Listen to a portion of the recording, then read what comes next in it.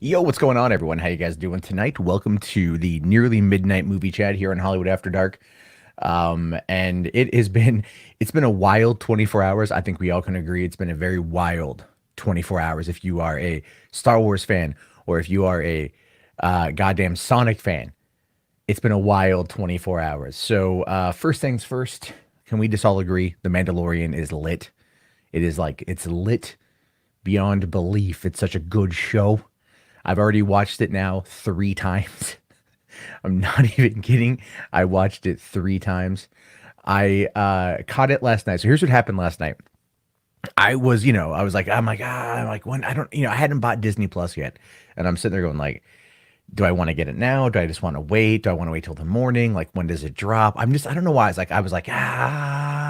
You know, I don't know when to get it. So I'm sitting there on my couch watching TV. Hits 10 p.m. And I'd already got about 9 p.m. But I couldn't download the app. And I'm thinking, okay, because I didn't want to get it yet until like Mandalorian was available. And that wasn't going to be till like 3 o'clock in the morning, according to Disney Plus's website. So at 10 p.m. they say, okay, you can get the app. And I have a Roku TV, so I downloaded it, log in with my credentials, and then all of a sudden, straight up, it's like, oh, okay, Mandalorian. Maybe I'll watch the trailer. I can spend some time surfing through what they have on there, which is so much content. My God. Like, quick side note, The Cat from Outer Space is on Disney Plus. The Cat from Outer Space. I named my first cat Zunar after the cat from outer space. And I'm like, oh, I know what I'm watching. I know what I'm watching tomorrow morning when I get up because I just found it tonight. I didn't get the chance to watch it. But anyway, I digress. So I click on the Mandalorian and it says play. And I'm like, this is weird. This seems different. And this shouldn't be happening because they said 3 o'clock in the morning. Nope, full episode. Watched the whole thing. Talked about it last night quite a bit with Nerd Report and a few of his friends over on his. I guess it's kind of our shared mutual channel, Club Obi-Wan, which will be doing a lot of content over there. So keep an eye out for like notifications on that one. And then we also hold on. I'm just gonna, there we go. A little bit darker, but less glare. Oh, damn it. Okay. Anyway, so I got up this morning, watched it again, and then watched it again in order to do the full chapter breakdown that I put together this afternoon. So I've watched it a bunch. Such a good show. Such a good show. Let's see here. So Lunith here says new Sonic looks so good. It does look actually really good. It looks I was surprised. I caught the trailer this morning. I'd heard it was going to be coming. I watched it on my phone and I'm like, all right, like I was kind of groggy and I'm like, yeah, I'll watch it. And I was like, this actually looks surprisingly decent. I was very surprised at how good it was. I was very surprised at how interesting it like looks. Because I mean, don't get me wrong, I'm not saying it looks like phenomenally good. I'm just saying it looks like it's going to, do what it's set out to do, which is be interesting, interesting enough to watch, entertaining enough to watch. Um, so wait a minute here. Hold on. Christian, do you have something positive to say about Star Wars? Do you have something positive to say about that? Is that what's going on here? You actually said you gave it a 7 out of 10. You have something positive to say about Disney Star Wars. I, sir, am perplexed. Also, hold on one second.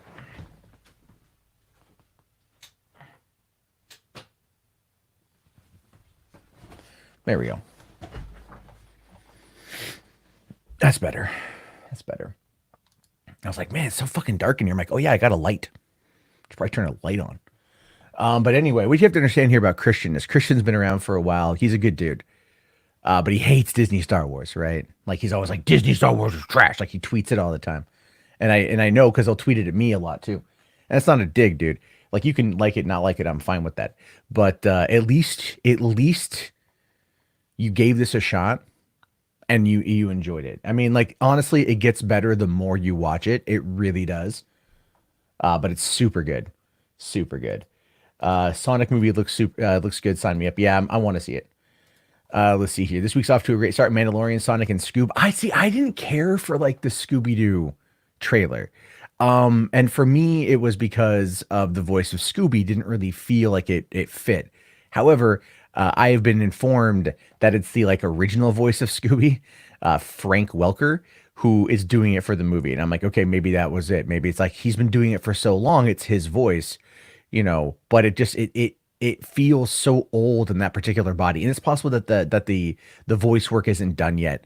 That was more of I don't want to say scratch track, but the animation looks great. And apparently there's other cameos from like other Hanna-Barbera characters that are in that movie. So that has me intrigued. That being said, I do love the first Scooby-Doo movie from 2003. That movie is great in my mind. So I really want to see I'll see what they do with it. Um, Eddie here says, I'm a support Sonic. Jesus says support Sonic. Okay, yeah, yeah. Makuba here says more Sonic. Okay, very true. Let me at least start by saying this. It is absolutely wonderful, absolutely amazing that there was a fan backlash over that terrible trailer from a few months ago that they said, let's go back and redesign. And they actually went back and they got one of the directors of Sonic. I forget which Sonic game it was, right? I forget which one it was. I think it was it doesn't even matter. It was a guy who directed other Sonic games. And they had him come in and he worked with the VFX team, the digital artists, everything from like three different studios in order to go and craft this new look. And so this is, in my opinion, this is flat out like, this is what fans want. Like when you look at what fans want in regards to video game movies, obviously, something that is representative of the product that we've played would make the most amount of sense, right? And Ben Schwartz as Sonic is actually a really solid fit, I feel. Especially if you go back and look at the old Sonic cartoon show, he kind of feels a lot like that. But his voice work in the first trailer, because of how creepy it all looked, was just super weird. It was just super weird. So I was like, okay, whatever. But his work with this now was actually pretty funny. There's some other jokes in there, like the whole thing with going and see the world's largest rubber band ball or whatever it was, or ball of yarn or something, and then just zips off and comes right back. I thought it was pretty funny. There's a lot of good stuff there with that trailer that's clearly showing you what the audience is. Plus, Jim Carrey's Robotnik. I watched the trailer with my girlfriend this afternoon again, and even she was like, "What are we watching, and why does it look funny?" So there's definitely a lot with Sonic that I'm very happy with. And another thing too, I forget what I was reading or I was watching. No, I think it was about the Mandalorian, and this is something that for some reason, not a lot of people are really hyping up the technology that was used in regards to making this. Right, the photorealistic sets are all CG, all done by ILM, but the technology that they used to make it on set is fascinating. And then they also used video game engines as a way to faster render some of the previs in order to get an idea of what it's going to look like. And that's kind of where I feel video game development and movies can have a very large hybrid with each other, right? Where you've got like the technology that gaming uses in order to process everything that it does and to render the graphics in real time and all the visual effects works that go into it, all the particle work that goes into it, everything else could easily then be brought over to the video space in order to craft greater CG, craft greater environments, but then have them rendered in real time. So then the actors could then feel like they're more in it, right? Versus just sitting there on a green screen and trying to act against some scenery. They could actually visualize it, which could then bring out better performances, which I think is something that's quite fascinating. So there's a lot going on with that. That's pretty great. And I'm really excited to see for the future. Because if you really want to see something cool, and this is kind of off topic, but just again, if something you're looking for, look up Neil Blomkamp's Oats Studio. So Neil Blomkamp did District 9, Elysium, and Chappie, and sadly, only one of those movies was good. Good concepts on Elysium and Chappie, but just Chappie was like, what the hell, man? Like, why did you bring in D Antwoord into that thing? They were terrible. They were god awful. No one liked them. But it's one of those things where he left after after Chappie and everything else. And I think after Alien 5 fell through, to be fair. When Alien 5 fell through, he went and opened Oat Studios, where he started making his own short films that were most of them were horror. But he was developing series using animation that was being done in Unity. And it looks amazing. You can go on youtube.com for, I think it's like /Oat Studio and watch on there, and you can see it on there. And some of those shorts are pretty wild, man. Like they look good. Even the live action stuff with the CG added in, he did a really good job. And I think he's honing his craft, going back to what made him popular. What made it work for him was the was clearly all the short film stuff. So anyway, I'm just saying it's like there's that. 2003 Scooby Doo was great. It really was. Hot Velma. Hot Velma. Ooh, Hot Velma. Let's see here. Okay, Tyson. Okay, it was Tyson Hesse was the guy I was trying to think of who had worked on Sonic. Ninja Turtles is getting a reboot. Really? Like, are we talking live action? I mean, I know they've been talking about it for years, and I'm not against a TMNT reboot. The one from 2007, I actually enjoyed. The two films, the 2014 and 2016 films, I actually enjoyed, despite kind of Michael baying it up. You know, that was a bit of an issue with that one, but at the same time, it was just kind of like, I'm okay with there's there's that. Let's see. Ghostbusters Man says, I love your channel. You're great as Jesus. I love you like a father. Well, that's very flattering. Thank you very much. To answer your previous question about the Mark Hamill, I did see that. Sorry, I was just trying to scroll through. Or maybe I missed this down here. Okay, there we go. Do I think Mark Hamill will have a big role in episode 9? I don't know, man. I have no idea. I mean, I've read the leaks. I don't know how true they are. None of us know how true they are. There's so much misinformation surrounding that franchise right now, that movie right now specifically, that it's very hard to know exactly where everything is at. I trust the people that I know, and I don't trust the people that don't work in the industry but claim to know things. That's something. I'm sorry. That's my own bias. But people who I know who live and work in LA and have connections to these places that I know personally, I trust them over people who I don't know, who don't work in the industry, who just run whatever negative narrative they can think of. So that's my personal bias, and I will fully admit that. Have I seen the Sonic the Hedgehog fan? No, I did. I have not seen the Sonic the Hedgehog fan film. That is pretty amazing. Let's see here. Jeff Fowler, the director of Sonic, is what Ryan Johnson isn't. Oh, he listens to the fans. Well, yeah, Jeff Fowler also, this is his first movie.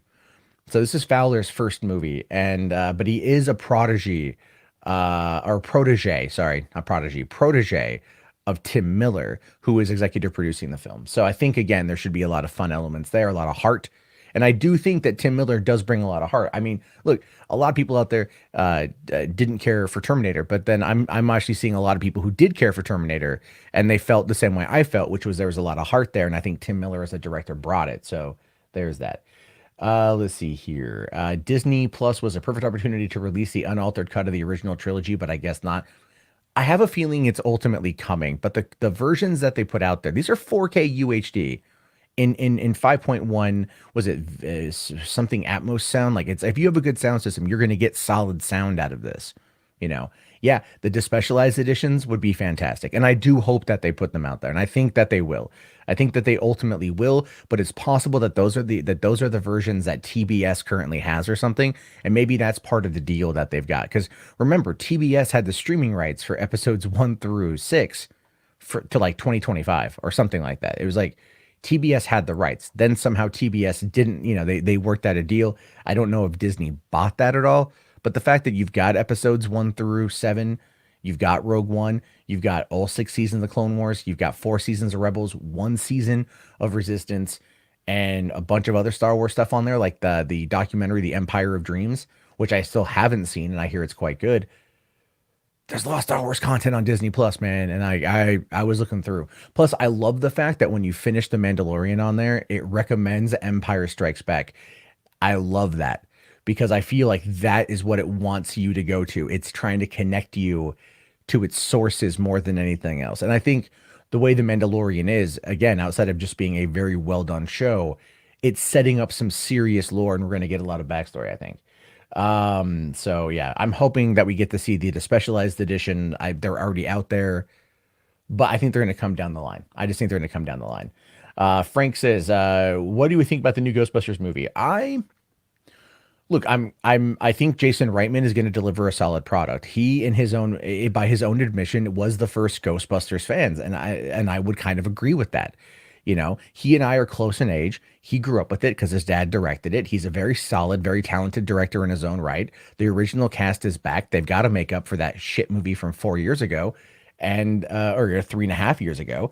And I think he's going to do what he can. I think he's going to try to take it and take it back to basics, and it could be more of a kid film, it could be, which I don't know how much of that I like, because the original, it's not a kids movie. It's a working class comedy. It's a blue collar comedy, and that's really what it is. It played it straight, and I hope that he plays it really straight here. But it appears that Sony believes in him. Clearly, his dad believes in him to get it off the ground. The fans seem to be behind it. We should be getting a trailer here pretty soon.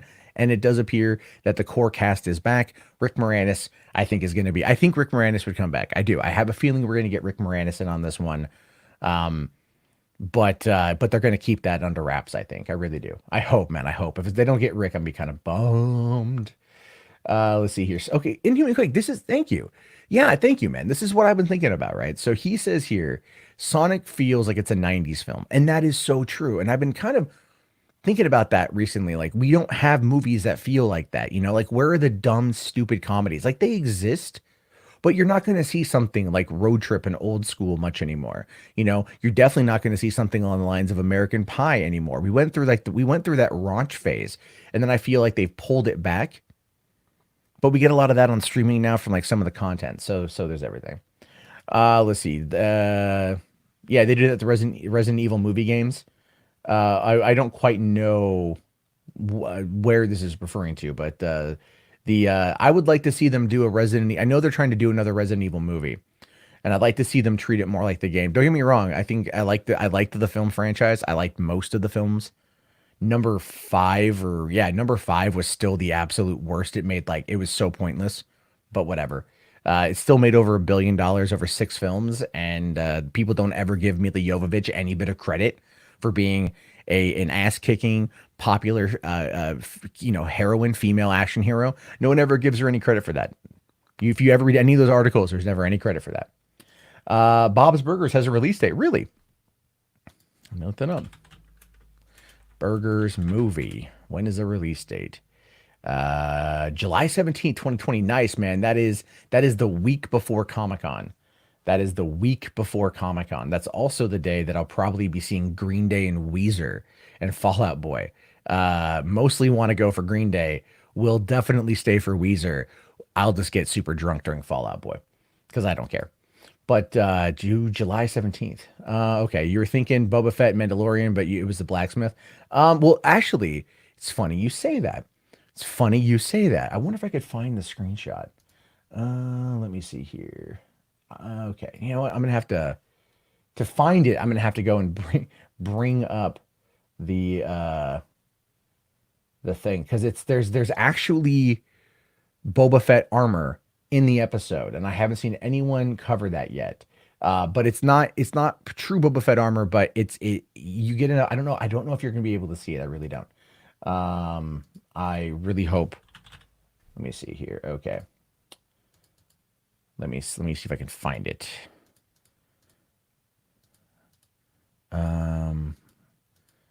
Okay. Yeah, I've watched the episode a bunch of times now.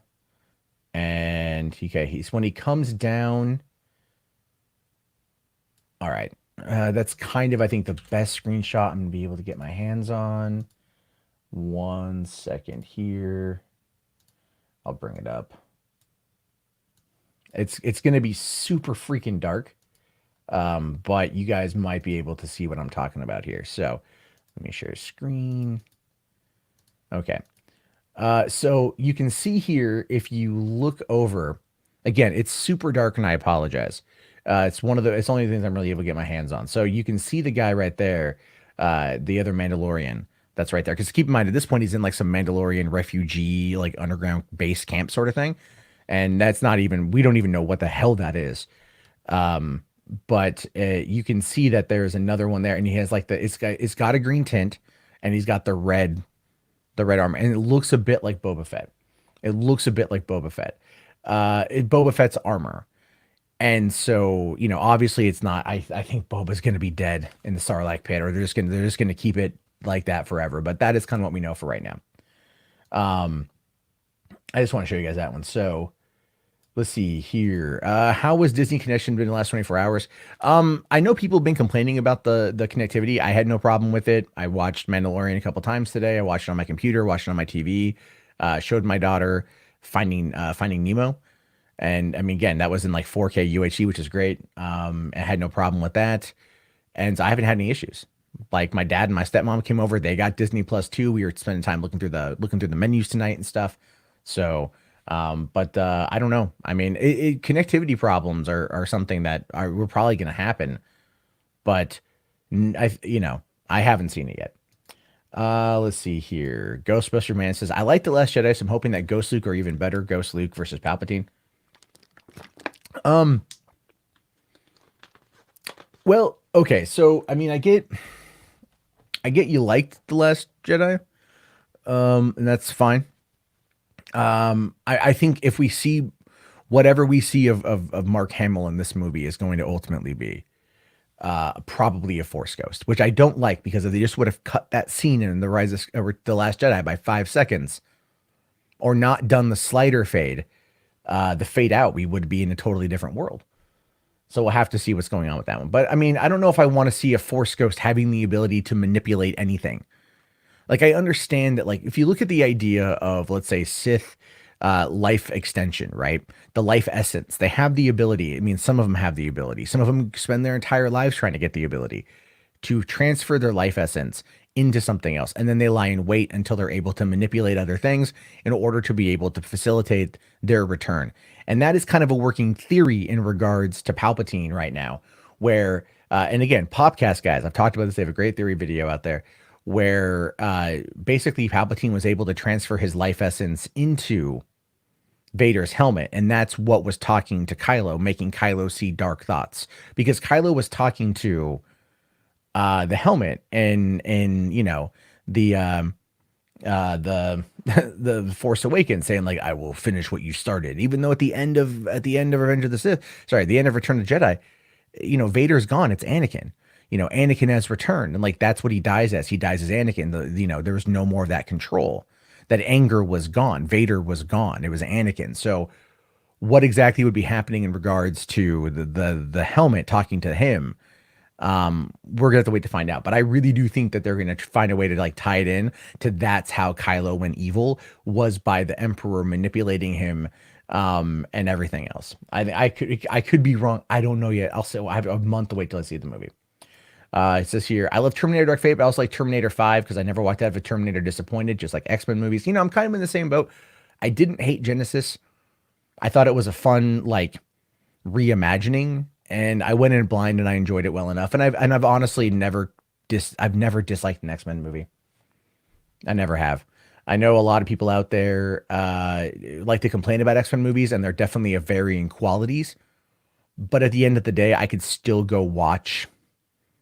I could still go watch like X-Men Origins Wolverine and like not hate myself for doing it because there's entertaining scenes. Also, is that on? Are the X-Men movies? Are those on Disney Plus? I don't think so. I know the X-Men animated series is, man. Yeah, dude, 5 seasons of that shit. Like that's dope as fuck. Let's see. No need for Disney Plus when you own 1 through 6 on Blu-ray. That is true. That is absolutely true. But do you have them on Blu-ray, but not 4K UHD? I am just saying, man. That's all. Let's see. Could we get Roger Rabbit 2 on Disney Plus? Probably not because I mean, that is unless they find a way to work with Warner Brothers. But with Warner's having been purchased by AT&T and HBO Max on the horizon, and them now being a direct competitor in the streaming world, the likelihood of Who Framed Roger Rabbit 2 is very minimal. Never mind the fact that Bob Hoskins is dead. It's kind of like Super Mario Brothers movie 2. As much as I would love to see it, and I would, I make no qualms about that. I don't hide away from that. It's he's dead. You can't do it. It'd be like, oh, we're gonna go do Spielberg's Hook 2. But Smee is dead. Robin Williams is dead. Like you just don't want to see it, sort of thing. Let's see. Will there be more respect of a franchise from movie studios like how Paramount listened to the fans of Sonic? If Sonic makes money, and I will be honest here, I'm going to go see Sonic opening weekend. I'm going to give that movie my money because I support this kind of behavior. I support this kind of maneuver. When you release something that, by the way, should never have made it out of quality control, should have never been greenlit by the studio and the development company or the publishing company that owns the rights to it. Like someone at Sega fucked up by doing that. Someone at Sega fucked up hardcore by doing that. They were like, oh yeah, no, this looks good. No one's gonna care. No, you don't fuck with Sonic fans. Like you just don't fuck with Sonic fans. Like I mean, look at like Detective Pikachu. The Pokemon looked like the fucking Pokemon from the cartoon and the games and everything else we'd seen for 20 years. And fans were like, "Oh my god, that's so adorable." Why would you fuck that up with Sonic? I'm not even the biggest Sonic fan in the world, but you don't fuck with Sonic fans. They're like two steps removed from furries, and they can get violent. I'm kidding, obviously. Let's see. Disney Plus to me is go. It's good. It is definitely good. Give me a little bit of that Song of the South, and then I think I'll be okay.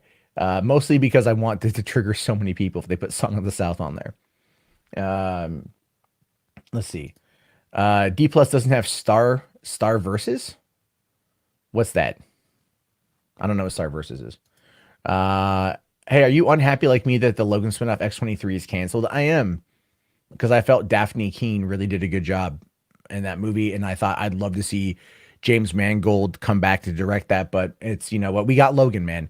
We got Logan, and as far as like X-Men films go, it's top tier. As far as comic book movies go, it's top tier.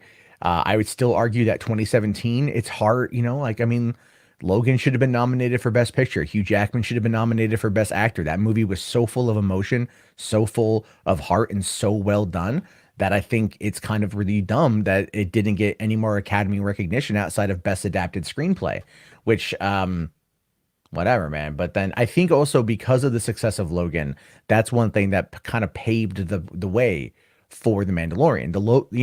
Logan was kind of like Unforgiven sort of thing. It was definitely a more Western take on this type of character, and then giving us the same concept with The Mandalorian is pretty great too. So I'm really really happy with all that. Like I really love all that one. Let's see. So, let's see here. Okay. Ooh, that's a spicy take. That is a spicy take, Ghostbusters, man. That's a very spicy take there. You are saying that you are the only one who will say you liked Dark Phoenix more than Endgame. That is some bold words, sir.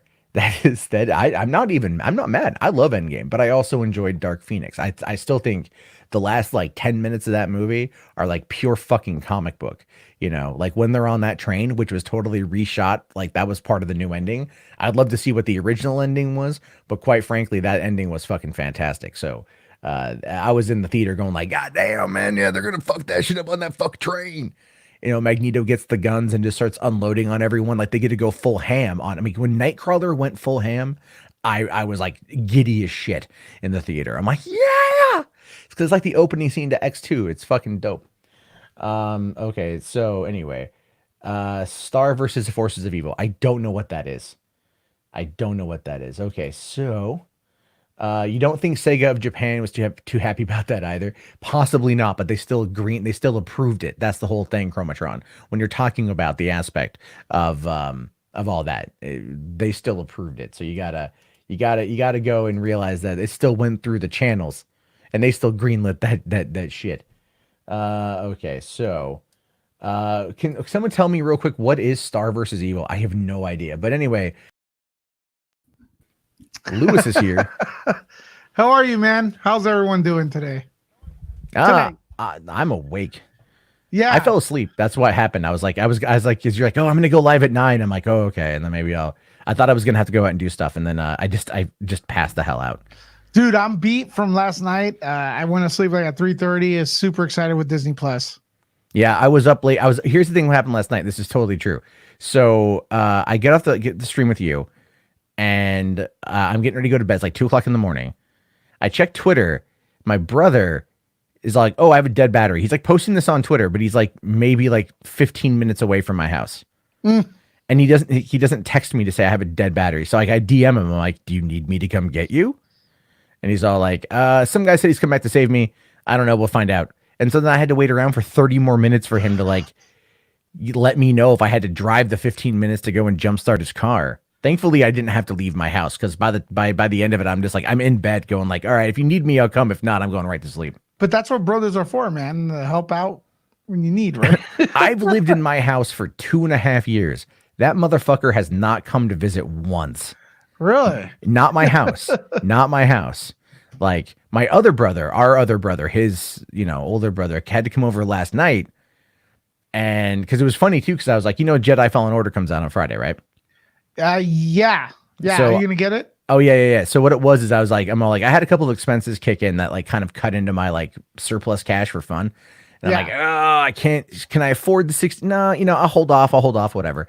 I'm like, maybe I'll sell some of my older video games. I got a whole bunch of them that are unopened from like 2016. And so then my brother hits me up and he's like, hey, I'm looking to buy this webcam that you've got. Is it any good? And I'm all like, do you just want to buy it off of me? That's a good idea. And like that way you get it, and I'll charge you the price of Jedi Fallen Order for it. I'm like, you could just go get a copy of. Well, it's not out yet, but you could like go and get me a gift certificate for Jedi Fallen Order or some shit like that. And like I would just give you the damn thing. Does he need another one? I'll just charge him $50 or whatever. No, it's not for the. It wasn't this kind of webcam because this is the Logitech C920. I have another one that's like right here. It was a Razer Kio. It's got a built-in LED light. I fucking hated it. It was just terrible. They didn't support it. Anyway, that was my night last night, and then today. Oh, Eddie Evolution says, Louis. So I actually have a fan here. That's awesome. Thank you. Yeah, I don't think Thank you, Roman Eddie. numerals this year. I think you're okay. I think you're all right. I don't know. I don't know if Roman numeral actually likes me or hates me or what. I don't even know. I think he knows me. I don't know what it is. Kind of strange. Not too sure. What are we all talking about today? What's everyone excited about? Let us know in the chat.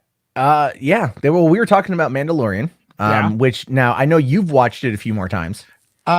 Yes, and actually, I'm a huge Star Wars fan, as you know, and I'm able to quote the prequels and other films. But it still takes me a while to get used to all the new character names and stuff like that. So it's starting to kick in. I'm starting to notice more about the actual movie. Sorry, I keep calling it the movie because it feels like a movie, but actually the show via the pilot. Noticing more things every time I watch it, actually. So yeah, I did notice a character that looked exact. Are we talking spoilers at all? Well, I want to say we haven't gone into a full spoiler thing, so Okay, so I'll leave it. Yeah, I did so, but I didn't. I don't know if you saw it earlier. I did think I saw Boba Fett. That's what I was about to say. Oh, okay, because you saw that too, right? Like when he's walking into the thing, yeah. Yes, it did look like Boba Fett, and it did look like he had that emblem right here. So I think that's exclusive to Boba Fett. Could you screen cap that? I did screen cap that. In your recap, right? Yeah, I did think I mentioned that in my recap, yeah. That was totally Boba Fett. Let's see here. They're talking about how they want a Fortnite Disney Plus. Shut up, Shidoko. No. We don't need Fortnite anything. Okay. I'm in my 30s. I don't need Fortnite. I need PUBG, God damn it. But no, Mandalorian. It's such a weird thing, like how that show has captivated so many people. Correct. I mean, like I was reading through the tags last night and today and what other people are saying about it. And there, I've read some negative comments of it, and I get the negative comments of like, I feel like there's some aspect of it that are okay. Like I get what they're trying to say. It's not perfect. Come on, but it's pretty damn good. Yeah. I mean, like what I just love is, for one, Pedro Pascal, like so much he brings to that in such a silent way, right? Yep. And it's like you get to see, like when he walks in and he meets the client for the first time, and then you can just see like as he walks in there how there's tension in the room, and you can feel it. Or my personal favorite bit of the whole episode was at the end when they need to get into the door. And they're sitting there like, oh, we need to, they're just both standing there. And then they look over and there's the turret. And it's just like, it's Pedro Pascal's demeanor. He's sitting there, it's kind of casual. He's got like his thumbs in his belt, and he's just kind of like sitting there like, And he just kind of turns and looks. And then IG-11 does the same thing, and I bust up laughing at that every single time because that is the type of buddy stuff that we want. This is the type of buddy, like kind of commentary, like that kind of, Cassian Andor and K2SO, like that kind of chemistry works out really well. Well, as far as pilots are concerned, I can't name too many pilots that ended up being a great legendary show at the end, right? So usually pilots are a little dull. This one was extremely well done. Breaking Bad had a great pilot. I know that it hooked me right from the beginning, but there's been a lot of shows that, usually the pilot's just like the feeler, the introduction to the characters, to the world. And then, the first 3 episodes are about the same, maybe a little better. And then the showrunners start to like tweak the show, see what people like, and, start to work with that. I don't know if The Mandalorian's been if all the episodes are done already, but I'm sure they could do a little bit of tweaking. They're probably looking at what the reactions are, and they're gonna listen to the people. That's what I think. I think it's I mean they shot it all, and they're already working on season 2, so I would assume it's pretty much like they've already have like picture lock. But in the case of Breaking Bad, it had a good pilot, but then the first season was so just fucking dark. Like it just, well, no, because like there wasn't like a sense of fun about it. Like by season 2, by the opener of season 2, they kind of changed the tone. If you notice, they did. Like when they it's been a while. When the first time that Walter White went Heisenberg, right? The first time he did it, when he took out Tuco, yes, right? Like that was when it became fun. And they changed the whole tone. It was still very dark in themes, especially with all the Jesse stuff. That happened and everything else. With the girl, with Kristen Ritter's character, Jane, whatever her name is. Yeah. But there was a lot that was dark, and they had a lot of dark themes. But there was kind of this like they would ramp up to some hardcore brutal action that was just more like, I don't want to say tongue in cheek, but a little bit more like light spirited. But you could just tell there was a tonal shift. I think had Breaking Bad not done that, it would have lost people as it went on because it just became too dark and too depressing. They had to really ramp it up. That's why I think El Camino did as well as it did, is simply because they played up like a lot of those character moments. Did you ever watch Battlestar Galactica? No, never did. The pilot was like a movie. It was, I liked it a lot, but most people were like, it's okay. But when the show started, incredible. Like everyone was like, the pilot, that was okay. The first episode and on, incredible. So sometimes that happens, the first episode is good, not great, or sometimes it's extremely like awesome. It's very rare. I think this one was better than average. It's very good pilot. The only thing I'm going to say, 38 minutes or whatever it was, felt really, really kind of like we got like a first act of an episode. It felt like it did. It felt like that was the thing. Like last night when I was watching it, I'd seen most of the first, if you'd watch any of the marketing and you'd watched, and if you'd seen the leaked footage that came out of Disney, that came out of Celebration, you basically saw like 1/4 of the episode. And dude, I saw 25 minutes, so there was almost nothing that was surprising from the pilot, except when we're not talking spoilers, right? Well, no. Well, when is, without giving too much away, when you went to that special event a couple weeks ago, what was the cutoff point? Man, it's hard to remember. I'm going to have to think about that for a while and get back to you. Because I know when it cut off, then they give us a montage. Oh, of right. the entire Okay. thing. So like you know how they show you and then it cuts dun dun dun dun. You know, like they Yeah. give you bits and pieces, and they had the UFC girl there. What's her name? Gina Carano. Oh yeah, I can't wait to see her there. Um, Well, see, Shidoko here says he's like 40 minutes felt perfect. And no, well, I the mean more I I'm watched glad. it, it felt like it still feels short. Like it's so weird, Yeah, but like it's a good short. It's not like so I was like, I watched it yesterday. I kind of felt the first half of it was a bit long in the tooth because I'd already seen it all, like most of it. So like I could fill in the gaps myself, basically, right? Like based on all the marketing and everything else, like you could kind of already fill in the gaps up into when they get to the last like 10 minutes of the episode. It's not even the last 10 minutes. It's the last 8 minutes of the episode is where everyone's talking about the last 8 minutes. And then when I rewatched it again this morning, I was just in it from the beginning. I'm like, all right, yeah. man, cool. Like, let's do this. And then it I'm gets to gonna the watch end. it again before I go to sleep today. It's so fucking good. Like, it just is. No, I mean, like, it really, really, really is. And that's, I think Shidoko's right there. He's got a point. Is that it's like, it's kind of like, I don't want to say comfort food, but it's like good length where, like, if you're looking just to watch something before bed and you want to just unwind, you get in bed and you pop it on or whatever. You could do 40 minutes and not feel like like you're investing a full hour or investing into a 2 hour movie or something, and it's not Yes. short enough where you watch like a couple episodes of a TV show to fill that 40 minute gap. And then, it's one of those kind of things. Anyway, I mean, like that's kind of the way I view it. Something? I gotta confess here. There's been, sometimes I watch a lot of content creators here a lot. I find a lot of people here very entertaining, even the ones I don't agree with. I do watch or subscribe to a lot of people that I complain about, but and a lot of people like they'll look at us and go, well, He's talking about me. He's talking about me. Well, people look at us and say we're shilling, for the studio, whatever and stuff. So I'm kind of like reaching to look for something I didn't like just to like even out the playing field. You know what I mean? So I'm like, well, so yeah, I'm gonna go with that's 38 minutes, and I'm gonna be like, but it went so fast and so good.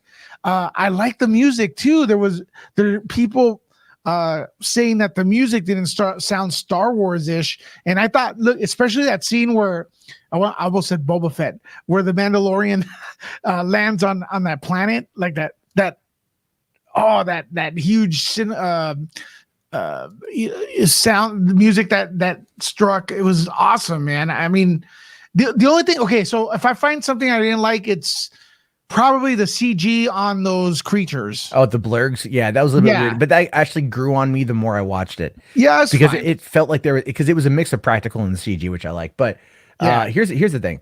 Eddie here says, could Giancarlo Esposito bring some of that Gus Fring personality to his role in The Mandalorian? I hope so. Now, the thing to consider with that is it's not the first time that Favreau and Giancarlo Esposito worked together. There was a show. It was from the Revolution. It was that show Revolution on NBC where there was like the power went out for like 20 years or whatever. It was part of what they called the Amberverse. But he was like the bad guy there. He wasn't Gus Fring, and I think that was a mistake, to be fair, because he wasn't like a bad guy. But he wasn't what people wanted, and people wanted that kind of like, when you see Werner Herzog, like you want Werner Herzog to go full German, like you want him at some point in the episode to like become maniacal as fuck. I think also we have the answer. That is the First Order. I'm going to go ahead and say that what we're looking at, the people, where we're seeing the remnants of the Empire right now here in The Mandalorian. Yeah. And I think these guys are going to end up, I think there's a lot of them hiding somewhere.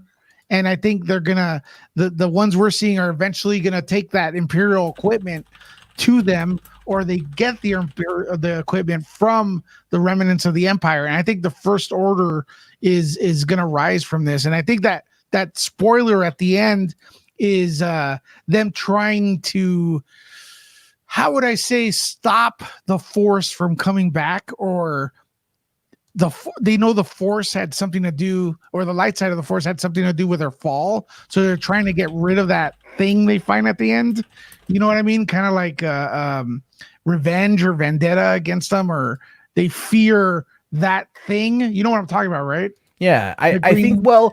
okay. So and I do want to, and I was actually kind of wanting to do a theory on a theory video on chapter 2 because I have thoughts about everything and what I think, and I did mention this in my breakdown briefly, is that I think that these are like Werner Herzog specifically has the Imperial emblem. Right, he is either a governor or a moff or something like that. He was or a commander. He was clearly someone in charge, and he definitely has. But look at the stormtroopers. The stormtroopers' outfits, right? They're dinged up. They're dusty. They're dirty. They're old. They've been out there for a long time. So I'm wondering, like, if they are trying to rebuild elements of the Empire, because there was that line about the natural order of things. Did you catch that? Yeah. Right when he's like walking out, it's all like he's all Beskar Steel, deserves to be back in the hands of the Mandalorian, to reset the natural order of things. So is it safe to say the theory is that sometime with the Empire came into power, they attacked Mandalore and they stole all this armor that comes from that planet, and I think what they would do is probably melt down that armor and stamp it with an Imperial emblem, and then what he did is bring it back and reforge it into like armor. Is that what he's doing? Well, that's what he did there. But see, there's also aspects of that scene that again, I talk about this in the breakdown. If you guys want to go check it out, heavy spoilers though. There is like the armorer asks him, "Do you have your signet yet?" Basically meaning like, "Do you have your house?" or your tribe or whatever. You could kind of tell the different color schemes from the different outfits that people were wearing. Especially during the end credit scene where you've got the two shots of you have like the blue and the orange armor. And especially even that shot there of a guy wearing what looked like Boba Fett armor. So it's like, what tribe is that from? Or what signet is it from? I guess we don't know much about who they are as people. So we're going to learn that as time goes on. But he went there and he brought that piece of that Beskar steel, and she says, "I think a pauldron would do." So she's looking at what's there, and then she's crafting. She also very, very quickly crafted it, which I thought was kind of interesting. It was like 2 seconds and she was done. Like she microwaved it. A little bit. It could have been an edit, though. It could have been an edit. Well, I mean, again, look at the montage scene with him trying to ride the blurg. It was clearly, let's get from point A to point B to point C. Let's just do it.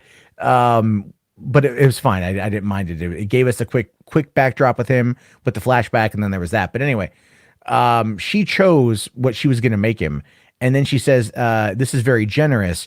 With the excess, it will be able to sponsor many foundlings. Well, for one, what the hell does that mean? Two, that wasn't that much steel from what it looked like. So, like, I mean, how does this, again, these are things I think we're going to learn as it all goes on. And is that what he uses as armor? That's what Beskar steel is what the Mandalorians they established that that's worth a lot. Because I think you can only get it on Mandalore, and that's a lot of. It's like saying the crystals that forge lightsabers. What are they called again? Kyber crystals. The Kyber crystals are probably worth a lot, and they're tiny.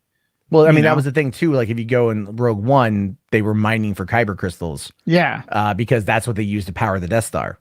So that was, I think, right? I'm pretty sure they were using the Kyber crystals. Yeah, they were. It's a lightsaber. Yeah, that's why it's so. Which is fascinating that's what they used to So that's some fucking Sith shit right there, baby. Right? That's some Sith shit right there. That's something that should have been fucking explored. And also like religions everywhere. So it makes sense, even though a show is about the underworld and gangsters and mafia. In the Star Wars universe would have a little bit of Force hints in there, people being superstitious, maybe even with stuff that has nothing to do with the Force. I think that would make a lot of sense. I mean, it's like I picture like this show to me is The Godfather meets The Good, the Bad, and the Ugly, like a spaghetti western. That's what the show reminds me of, and it's like a more influence of A New Hope. Yeah. More than anything with the desert and stuff like that. So I think the religion part of it may be explored. We may get something else that people believe in the galaxy that's not the Force. That would probably be maybe even mystical. That would be kind of dope. to Well, I'm hoping we explore. get. Yeah, I'm hoping we get something good there. I'm hoping we get Yeah. some stuff. I think it And would what about be. let me ask you, Matt, what do you think of those lasers, man? They look so clean at the end, right? Because sometimes a laser blast, they don't look right. Yeah, it was a little bit. That was a little bit. I don't want to say off-putting, but noticeable. Where it's something about the laser, like the blaster rifle. I love the Uh, way they look though. it looked good, but it was like it felt like it felt different. It just, but it was like one of those things where I don't know if what I was expecting, to be honest with you. Yeah. But then again, we usually see like them blasting stormtroopers, and these weren't stormtroopers. These were Well, like, the Phantom Menace, if you look at the lasers, they were real slow, like when they travel oh, in air. But these were like real danger. To me, they look dangerous. Like the you better they're fast. They're coming out of the blaster like machine guns and stuff. It was great. well, given how fast IG-11 just straight took out those people, and And Taika Waititi's voice was awesome. and you were complaining about that too Well, before the because show. because the thing is, if he was gonna sound like Taika Waititi or his character in Thor, which is pretty much Taika Waititi, and then IG9, IG-11 or whatever was gonna sound the same, I'm like, that's not really. It's kind of like comedic because he always plays those characters comedic. Now, I know what you're probably thinking is like IG-11's kind of comedy, but he's playing it off. They're playing it like a the robot from Lost in Space. That's what it reminds me of, like that kind of personality, like the old school. How would I say, Flash Gordon? It looks that's the way IG acts to me, So it's awesome all around, and the way he moves. I'm buying an IG-88 action figure. It's yeah, no, they did a really good job with that. They did again, there's so much there that it's just it's like the devil's in the details, essentially, right? And so when I'm looking at how I feel like this show is going to progress, it's going to really do much. Like I saw some people complaining about the blue alien in the beginning, Horatio Sands' character and whatnot. Maybe the dialogue, the voice. I liked it. I liked it because I kind Okay. of thought like I thought it was more like this is a guy, is like he kind of understands his place in the world. He understands his place. He's like, oh, that's for me. Is that me? I Why got were they credits. after him though? Why were they after Well, him? we don't know. We don't know that. I mean, it doesn't even Yeah. really matter. Ultimately, it was just kind of a setup for like how badass the Mandalorian is. But I But just love that. there's going to be books talking about that character and why they were after him. Well, and I have a feeling he's going to come back up. I do. I have a feeling he's going to come back up. I mean, maybe not like a great deal, but it's one of those characters where it's kind of like if you need some comic relief, he could kind of be that character. Kind of think like Leo Getz from Yeah. Lethal Weapon 2, 3, and 4. Like Joe Pesci's character was a little bit like that. Because the guy's like, oh yeah, I got. He's like, hey, I'll hail a cruiser. We'll go in style. It won't even come out of your cut. Like I'm just trying to be hospitable here. Like again, the little lines of dialogue that really kind of like showcase like where this dude's mentality is. Especially when he goes and he opens up the thing and he finds all the guns and he immediately puts it back instead of grabbing one. Like that's subverting expectations. Did you hear the theory that was Kathleen Kennedy frozen in carbonite and then George Lucas in front of her? Oh, jeez. No, With the but I beard? have, but someone's been trying to tell me that was actually, that it was actually, Lando Calrissian that was the one frozen in carbonite. And I'm like, that's not Lando, man. Like, here, I'll bring up the image. You should see my folder here. I got about maybe People are asking, aren't IG-88 and IG-11 two different characters? And I think maybe I misspoke earlier. Yeah, they are different characters, but I'm going to buy an IG-88 because there are no IG-11 action figures as far as I know, Well, but I could grab. they'll be yeah, I'll be coming. out. I'm going to buy an IG-88 action figure and call it IG-11. So this is the other guy frozen in George? carbonite. George It looks a bit Lucas? like George. What I found to be interesting too was how the carbonite it pulls off the eyes and makes it look like he's crying. You catch that? Yeah, it kind of makes sense because they squint because of the pressure. Yeah. Well, that was even the other guy too. But I mean, that's clearly not Lando Calrissian. That's who they thought was Lando That's Calrissian? I was getting message people like that. They're like, oh, that's Lando. But it's not Lando. Oh, it's fucking Lando. Like it's not Lando. It's not Lando. It It's looks more like you, Lando actually. Calrissian. It looks more like you than Lando. Yeah, actually. it looks like. Thank you.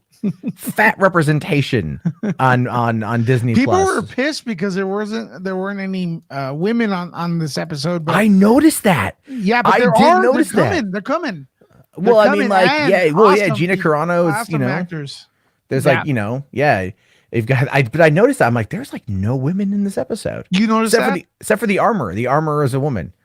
That was the only female character that had a bit. And I will say this, though. But what are they? Okay, so the guy that was picking on him in the beginning. Hold on. This is Wonder Duck says maybe it's Sabine from and I think this is what he's referring to. Is this possible that that Sabine could be their armorer? Because it feels almost age appropriate. She was like in her early 20s when Rebels happened, which took place. No, because Rebels took place right before the events of A New Hope. A couple years before the events of A New Hope. So it would have been maybe like, I don't know, like a little over 10, 12 years. I never watched it. I got to start watching it. It's Dude, on Disney Plus, it's solid, man. It's fucking solid. Here's the thing. My God. I need to sleep, Matt. Stop this. Press one in the chat if Rebels is a good show. There's 21 of you here. I should see 21 ones. Just saying. Just saying. No, Rebels, I will totally go fanboy for a second. When in Rebels, Hollywood after you did. I did, yeah. That reminds me, I'm gonna invite some people over here right now so they can start watching. I know a lot of people are excited about this, so they want to. Yeah, I have no problem. Like, I could talk about Mandalorian probably like every single day until even after the season finale. You know what's gonna suck? What's gonna suck is we're gonna get to the end of the Mandalorian, and then Rise of Skywalker will already have been out for a week, and it's gonna be cool. We're in a good kind of weird, like very funky headspace, funky space for Star Wars. Good space, I think. You know what I mean? Like that post-sex glow sort of thing. Like, oh, I feel great, man. I just nutted, right? Like you're gonna feel real good off that. And then it's going to be like, then there's that cold realization that you have like a year to wait until there's more Mandalorian. They're going to announce some more stuff. I think Cassian Andor lands right before the next season. Well, they said you want to hear something funny? I heard a YouTuber that complains about the Cassian Andor show, how dumb that idea is, which I think it's going to be awesome. And then I guess today they were reviewing the Mandalorian show, and they're like, hey, it's pretty good. Outside of Rogue One, this is my favorite thing. My favorite thing in Disney Star Wars is Rogue One. Little do they know that, I don't know if they're stupid or what, but the Cassian Andor TV series is in the same era as Rogue One. It's before it. I mean, obviously, it's before it. Yeah, a little bit before. I know. That's one of those things you have to kind of laugh your ass off at. Where it's like how dumb could you be? How do you? So you hate Star Wars here. You complain about everything, but you can't think of a fucking timeline. Jesus, fuck me, Christ, man. I get so. I've been like, I haven't even cared. I've been fighting back against those guys. That's fine. It's more fun for me at this point. Although I have to bring up Ryan here. I'd love this comment. Imagine if The Mandalorian was an in-universe Werner Herzog documentary. Motherfucker, that is great. If that was a, could you imagine like Werner Herzog like narrating a documentary about the fall of the Empire? That'd be dope. That'd be dope, man. Like that's kind of like on Tropic Thunder when they brought in Justin Theroux to do more of he did a documentary, like a behind the scenes documentary for the DVD. That was great. It was more of a, I forget who he was mimicking on that one. But anyway, let's see here. The I Have Spoken guy looks like Nick Nolte as an alien. Yeah. QE does look like Nick Nolte. And the I Have Spoken is wonderful. I love that line. Because it's just like, when he says it the first time, you're like, okay, is he just kind of a dick? Like, what the hell's going on, right? And then when they're in the house, and he's just like, I will come with you, and he's like, nah, how many people have you done this with? Oh, a bunch. They've all died. I don't know if you're really such a good help. Again, that interpersonal dialogue, you know what I mean? The chemistry is going to be there where you're going to have like the grumpy Kui with he's going to say a bunch of shit and then just definitively say, I have spoken. And that's going to become a fan thing. I expect there to be t-shirts of that. Yeah, I everyone's fully talking expect about that now. Like, people saying like, I have spoken. Because you're going to be expecting it. It's going to be like, is he going to say it? Is he gonna fucking say it? Is he gonna fucking say it? He's gonna fucking say it, isn't he? Oh, he's going. He's gonna That's going fucking say it. nuts. He's gonna fucking say it. Oh, he fucking said it. That's what's gonna happen, man. Look, I mean, look. Do you guys understand? Like, I know we're talking about this and shit, and I understand like not everyone probably is into Star Wars like we're into Star Wars, but like we've spent 2 years, like in this situation where it's like everything involving Star Wars is just garbage. And like, even though Solo was a good movie, and honestly, fuck anyone who says otherwise, like, you cannot like that's where I stand on it. I love Solo, but we had a year and a half of nothing. Now we're getting Mandalorian, which is fucking dope as shit. We got Jedi Fallen Order in 2 days, another episode of Mandalorian in 2 days, and then Rise of Skywalker right on the horizon. I think I'm gonna be playing Jedi Fallen Order on. I'm gonna stream it on YouTube. F it. Well, I mean, yeah, I'm getting it. I'm debating on how I want to get it. I don't know if I want to do digital, so it's ready like at 9 p.m. on Thursday, or if I just want to go get the physical copy of it, which then won't be able to play until like PC. midnight. Should I do PC? That's up to you, man. You have it. Well, your PC can handle it, no problem. Like you've got a good enough PC for that shit. So is there going to be a difference with graphics? I don't think so. I wouldn't assume so.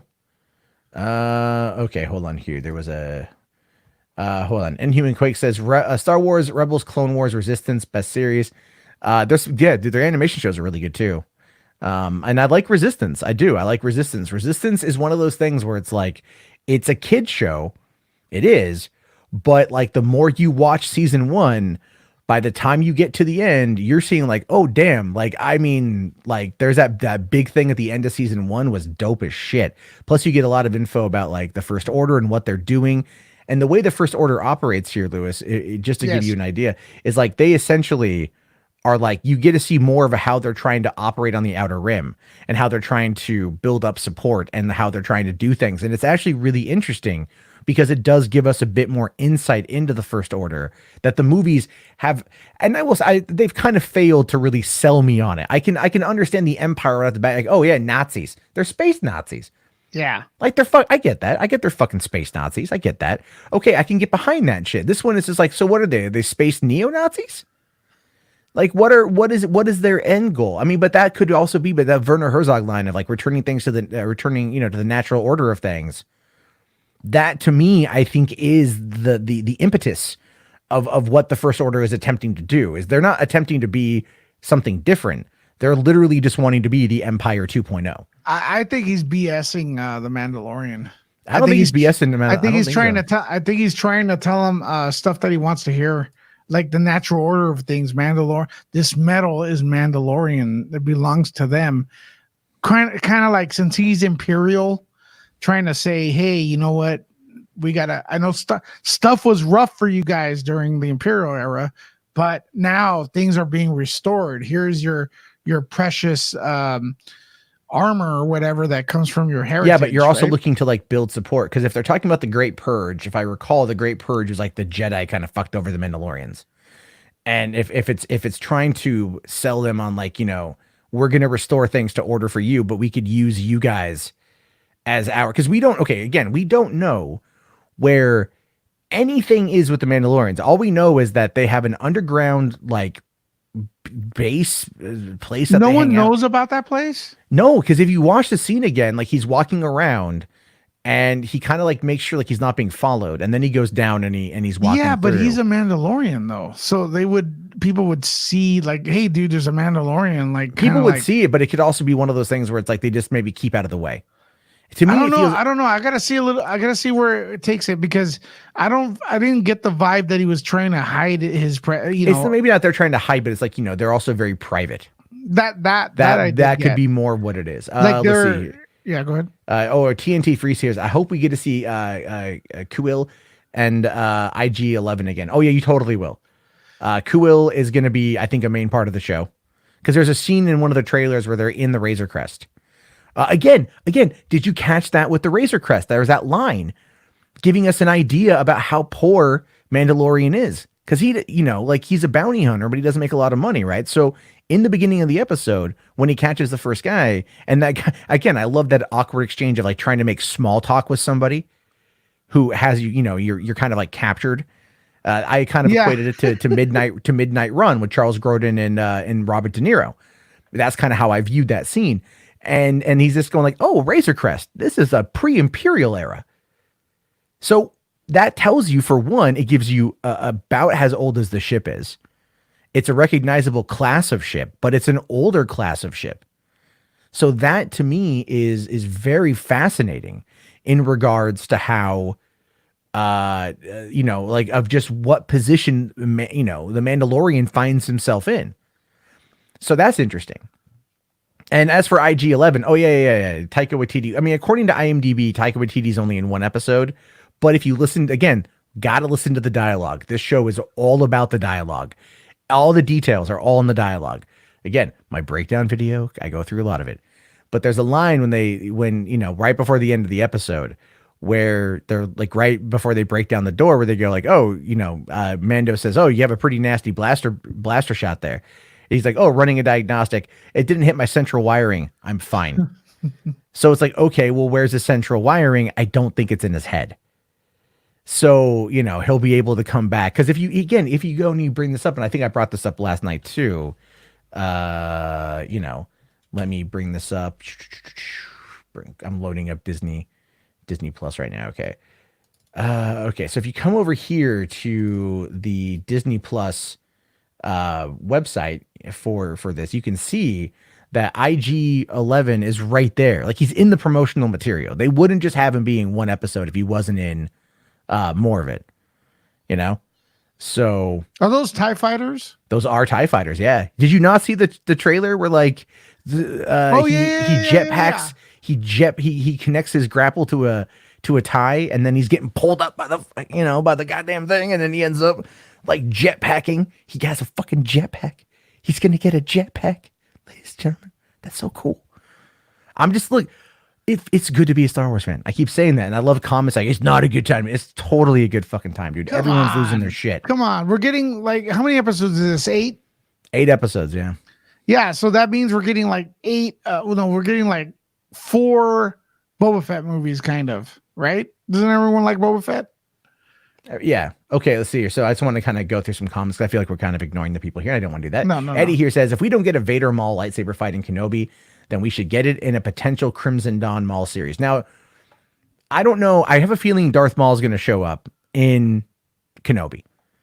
That just seems to make a fair amount of sense. Have you seen Ray Park training on IG? Well, he's ripped. I also was told to keep an eye out for next month, some potential information. Don't know anything more than just like, all I heard was like, who told you? I will tell you. It's not the cock, right?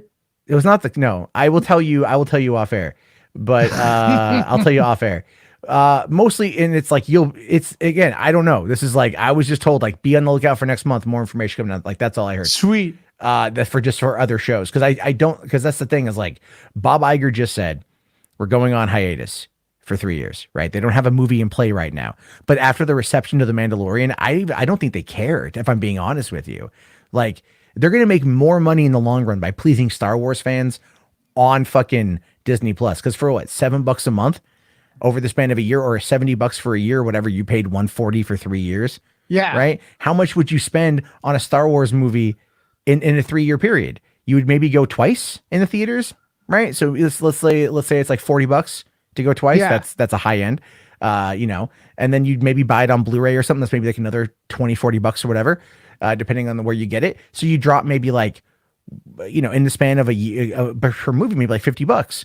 So, I mean, now they're going to get like $70 a year out of you, and they're going to be able to put that into the content. I mean, like, dude, they would have gotten more out of me, honestly. I don't know how much I would have spent. Did you see my tweet last night, or my tweet, my tweet this morning? No. So my tweet this morning was like, because again, I was watching Mando and shit. Like, I was going in for round 3, and I probably will watch it again before going to bed. I'm so hyped up on that fucking show.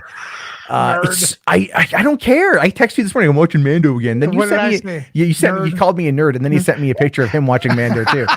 Everyone's watching fucking Mandalorian, dog. Like, everyone's watching the shit. But anyway, so like last night, I was pimping the idea of getting Disney Plus, and I'm trying to talk my girlfriend into like, getting it too. Like, we were gonna joint pay for it.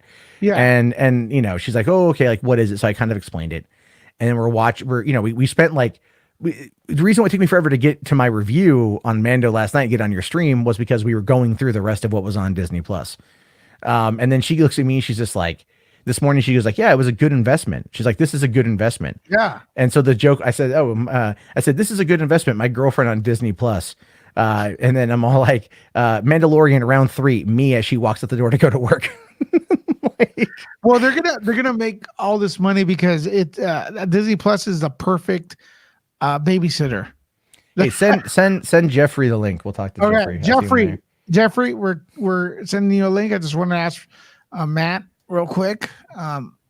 Jeffrey Harris, he's gonna be his first time here with Matt on one of Matt's channels. He's one of my good friends, big supporter. I'm sending him the link right there. Okay. So here, just want to go through the chat real quick. Nate here says Purge on Mandalorian was Imperial. The Jedi fought the Mandos prior. Okay, thank you. Wait, prior to Knights of the Old Republic?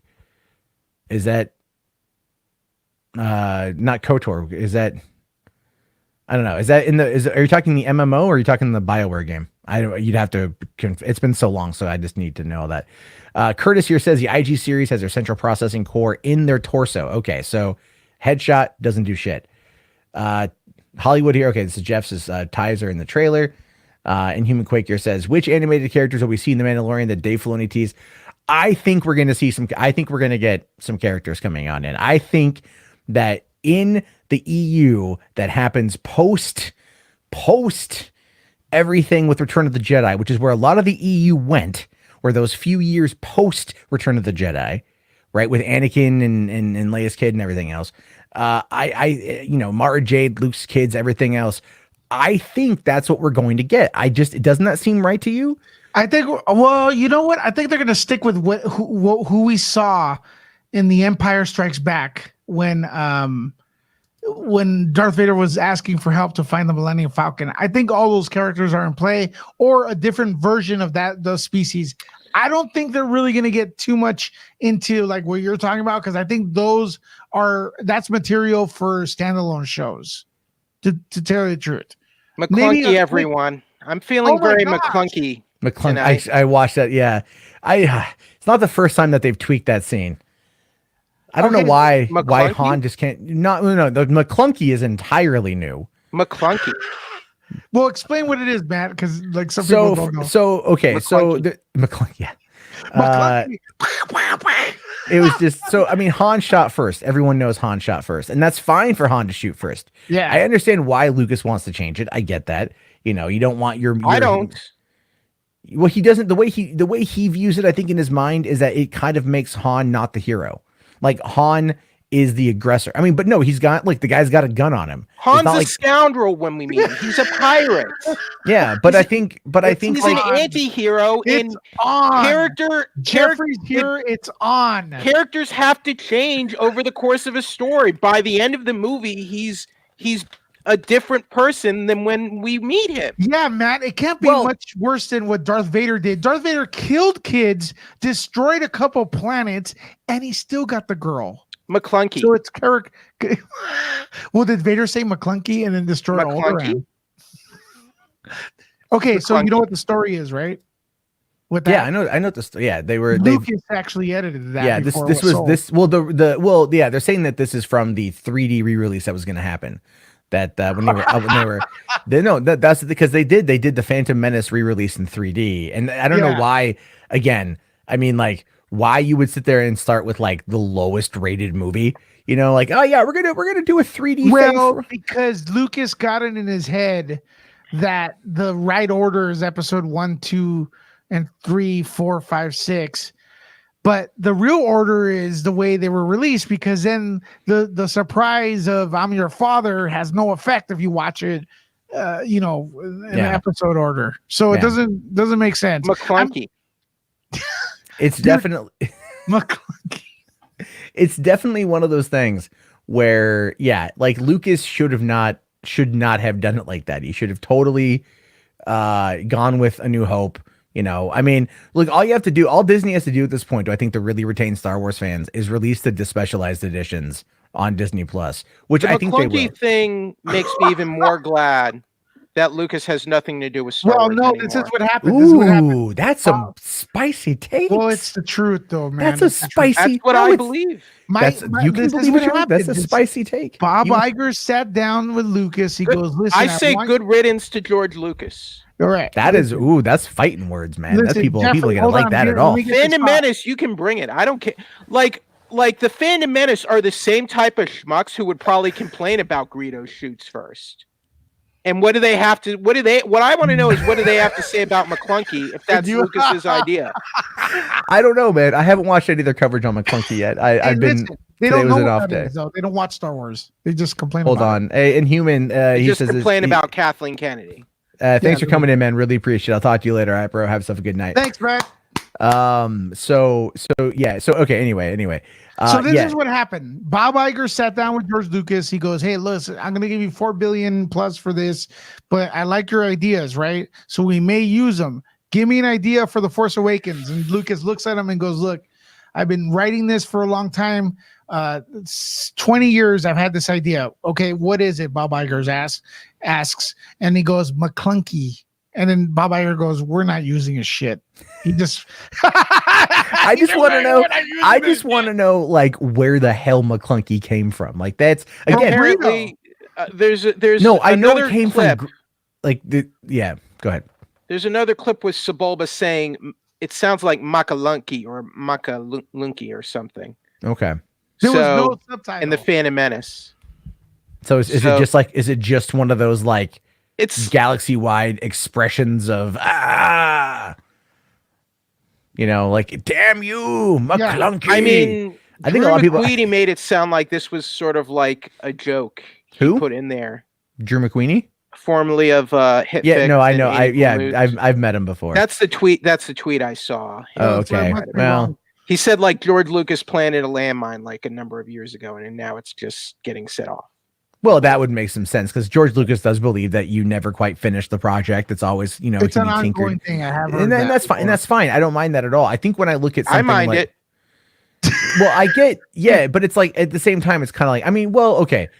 I bitch and moan about J.K. Rowling coming out and like, you know, changing, like trying to retcon canon of her own creation. And queer baiting the audience, basically. No, queer baiting. I mean, well, okay, how she went about. Look, the LGBT community has said she's been queer baiting them. Well, she's been, that's yeah, the LGBT she's community's thing. look, I will fully say that the way that she showcased, like how she announced that Dumbledore was gay, was really bad. I thought it was really dumb how she did that because it was such an offhand comment, like, oh yes, and by the way, Dumbledore loves the dick. She Thank said you. that? She Not said it like that. No, but she said at a book reading, like it was right after the last book came out, and she was at a book reading in New York, and she basically like, someone had asked a question like, why didn't we ever see Dumbledore like get married? And she's like, oh, Dumbledore was gay, and it was just like that, and then it like spread, and then if you notice how everyone's trying to like get, is trying to get, the you know like the gay shit going on in the Fantastic Beasts. I mean, like there was that scene in Fantastic Beasts where like they held hands really tightly, and it was meant to be erotic. I was watching it in the theater and I'm like, what the fuck? Matt, I can respect, you know, tweaking the films, but give fans the option.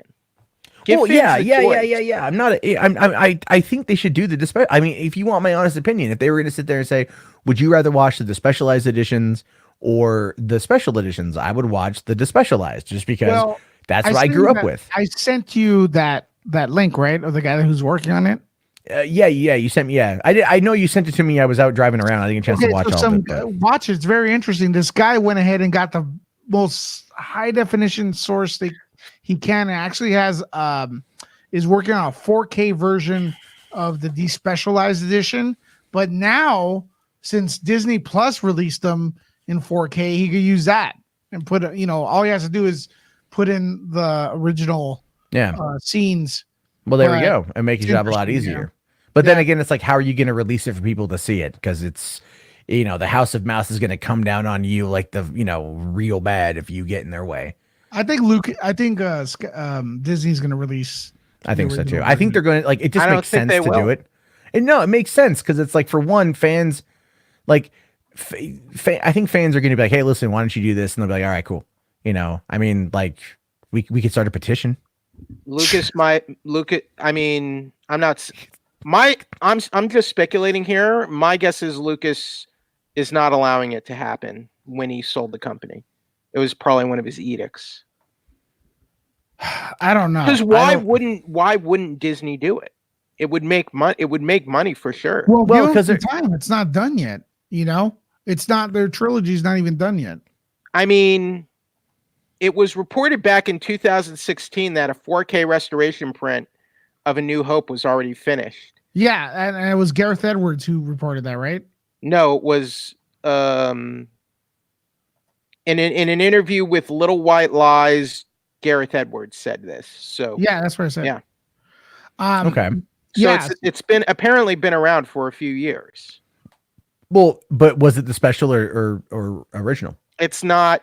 It's, to me, from his statement, it's not conclusive. Okay, see, because I would argue 4K, a brand new 4K restoration print of A New Hope. Okay, but, but did you guys scroll through the 4K though on Disney Plus? Have you looked at that? Yeah, I did. Oh, it looks so good. It looks ridiculously good. Well, I don't even have a 4K TV or HDR, so sort of irrelevant. No. Well, mine was costs money, man. Not money, much. more Not much. Mine was playing on 1080p and it looked amazing. I mean, before I fixed it. I don't have like $400 I could just dump right now. Well, I mean, yeah. Well, you can get like I would recommend, just as this is kind of a plug for a product I like, but the TCL Roku TVs. You see them at Walmart. You see them at Costco. I'll check $50. I'll check the Black. Yeah. You'll be able, because they've got. I got a 49-inch 4K UHD. That I bought for like $380 over there, and it's now down to like $260 or some shit. As happy and giddy as I am as a school child over the Mandalorian right now, I cannot abide McClunky. I can't. It's absurd. It's absurd. And the remix they have, it takes away a great gag they have in the original version with the blast doors. Close the blast doors, open the blast doors. Yeah. And on the Death Star. Yeah, open the like that's a clever, like that's a clever, just great edited joke, and the clearest mix, the best, most pristine mix takes it out. I'm like, why do that? They also got rid of the Imperial officer getting shot. Like, you don't see the laser hit them when they're inside the detention center. Like, I can totally get removing Puppet Yoda from Phantom Menace, because the practical puppet they used for that film did not look good, and it doesn't even look like Yoda. Phantom Menace needs a special edition. That's the only one that needed one. But they did it over, and they took out the physical Yoda and replaced it with a CG model. Yeah, remember the physical Yoda looks awful. Right. I can understand that, but like, these movies weren't just movies. I think everyone here would agree. They were cultural landmarks. And I think I understand wanting to tweak and like improve them, but just give fans the option to watch it in the best quality, best fashion possible if they want to. There's nothing wrong with that. And I cannot approve or agree with Lucas's campaign. The same man who campaigned against the colorization of classic black and white films. So weird. I don't know, man. Like, I'm kind of with him on that one. And I know it's a weird. I'm with him on that. I'm with him on that one too. But I'm not with him on the hypocrisy. Of him tweaking his work, but then them tweaking somebody else's. Perhaps that's what he's getting at. His work he can tweak because it's his. If you go back to Citizen Kane and they want to colorize Citizen Kane, is Orson Welles around to make that call? What if Orson Welles signed off on it? Matt, I don't know. He did not direct The Empire Strikes Back, and he tweaked it. But it's still his story, and he still executive produced it, and he still financed it. It's his. Yeah, but he's fiddling with a movie. And Irving Kershner has been dead since like the mid 90s. That makes it worse. It does make it worse because he is a good director. You know, I mean, he didn't. You know, you can't. But that's such a. Kershner died in 2010. Okay, well, I was off. There's been more versions of Star Wars since 2010. Yeah, but it's but again, it's kind of like it's a producer-driven property. That's the whole point. No one even knows what. Like, would you say? Well, hold on. Would you again? That's fine. I can't abide it though. Well, let me ask you this then. Let me ask you this: if let's say Kevin Feige wanted to go back to any of the other movies, like Iron Man or Iron Man 2, or perhaps Guardians or whatever, and he wanted to go in and remix something and change something in order to maybe fix an error, fix a mistake, or just maybe add a couple things in there, would anyone be mad at him for it? The movies. I'd be mad if we could no longer have access to the original versions in a high quality format. Okay, so you're fine with it, provided that they just release, and I think that's fine. I think that's fair. That's fair. That's fair. That's fair. E.T.'s had a special edition with the walkie-talkies. Oh man, and Spielberg regrets that, and that was Lucas too. And look, don't tell me the McClunky thing is not some sort of big middle finger troll thing. Come on, Eddie, thanks for coming in, bro. Really appreciate it. I have something good to him. See you later, man. What it is George Lucas is watching this laughing because we're saying McClunky a lot. That's again, that's going to be hot t-shirt stuff. I have spoken, and McClunky are going to two things that technically kind of happened on. But it makes November me 12th. it makes me angry. And you McClunky makes you angry? It kind of does. Doesn't make me angry because that shot of them the only difference from that scene is McClunky. Other than that, back in the special edition, they Why shot does at he the same say time. McClunky? I don't know. That's the only thing that's different. It's just probably just an expression. It's just an expression. Why doesn't he if he's there to shoot Han, just shoot him? He wasn't there to shoot Han. He was there to bring in the bounty. He would shoot Han if he wanted to, and he wanted to, but it was more like things. All right, so if he's there to bring him in for a bounty, then it makes no sense for him to shoot first. Maybe it's one of those things where he goes, okay, there's the line where he says, hey, tell, no, he was there to, because Han says over my dead body, right? and then Greedo says that's the idea. Okay, but before then it was like, well, hey, if you're lucky, Jabba will only take your ship because you're a shitty smuggler. So he's trying to fuck with him mentally. And then Han's like, well, over my dead body. He's like, all right, well then, you ain't gonna come with me. So I'm gonna kill you, take the bounty anyway, and maybe get your ship. Lucas, so Greedo didn't care at that point. McClunky to you, Lucas. So, enjoy but it's your fine. $4 billion. No, I mean, don't get me wrong. Han shot first. You have to that should be canon, and that should not be fucked with, and it's fucked with. I get that. I support. I was in a Han shooting first. All right. I was in a documentary called. Makes me really wonder if when him and Leia had sex, if he shot first too. And Jeremy Johns, I have something to say to you. He'll never see this, but okay, put it out into the ether. Jeremy Johns, Lucas sold the company. Okay. He sold the company to Disney. So anyone who's upset about Disney not following his wishes, George Lucas basically abdicates any responsibility because he sold the company. He has no say anymore. Okay, it's okay. not. So can we? But hold on here. Hold on here. Hold on. If you're upset, it's his fault. Jeff, he sold the company. I agree He's with the you. one that sold it. I agree with you. However, I have to when you just kind of all of a sudden out of thin air pull out Jeremy Johns' name and he's like, I have a message to Jeremy Johns. Jeremy Johns made a video about this. Oh, okay. I havenn watched the video yet. You got to lead with that. You got to lead with that. Jeremy Johns made a video because Lucas was talking about he was talking to Bob Iger. We're going to give you $4 billion. Everyone started pearl clutching over those Bob Iger book comments, right? His autobiography, and how he talked about the process of selling Star Wars and how Lucas was upset that they didn't listen to his outlines or whatever. And Johns made a whole deal about how about your boss treating you like trash or something. I'm like, Lucas is the one that sold the company. So if Lucas is unhappy with what Disney has done to his franchise, then one, he shouldn't have sold the company. Correct. And two, if you're upset with what Disney has done with the franchise, then George Lucas is at least partially to blame because he sold the company. So, I mean, once you sell the company, you're washing your hands of your creative control and your say, unless it's specifically written in there. right? I Yeah. mean, so Where did I Jeremy can't- Johns do this video at? Because I'm not finding it on his it, website. it was around the time the Iger like comments came out and everyone started losing their minds. The usual suspects. So okay. George Yeah. Lucas felt betrayed. There we go. yeah, and I'm like, Okay. well, I mean, I feel like he has no right to be betrayed because he sold the company. So I mean, like, Lucas didn't want to have anything to do with this whole process anymore. He gave it up. He retired by his own admission. He retired. So if you're gonna retire and you're gonna sell the company to the big corporation, sorry, man, that's just how it is. It's out of your hands now. So when I was You washed your hands of it. You were sick of the fans and how the fans treated you. It's your fault.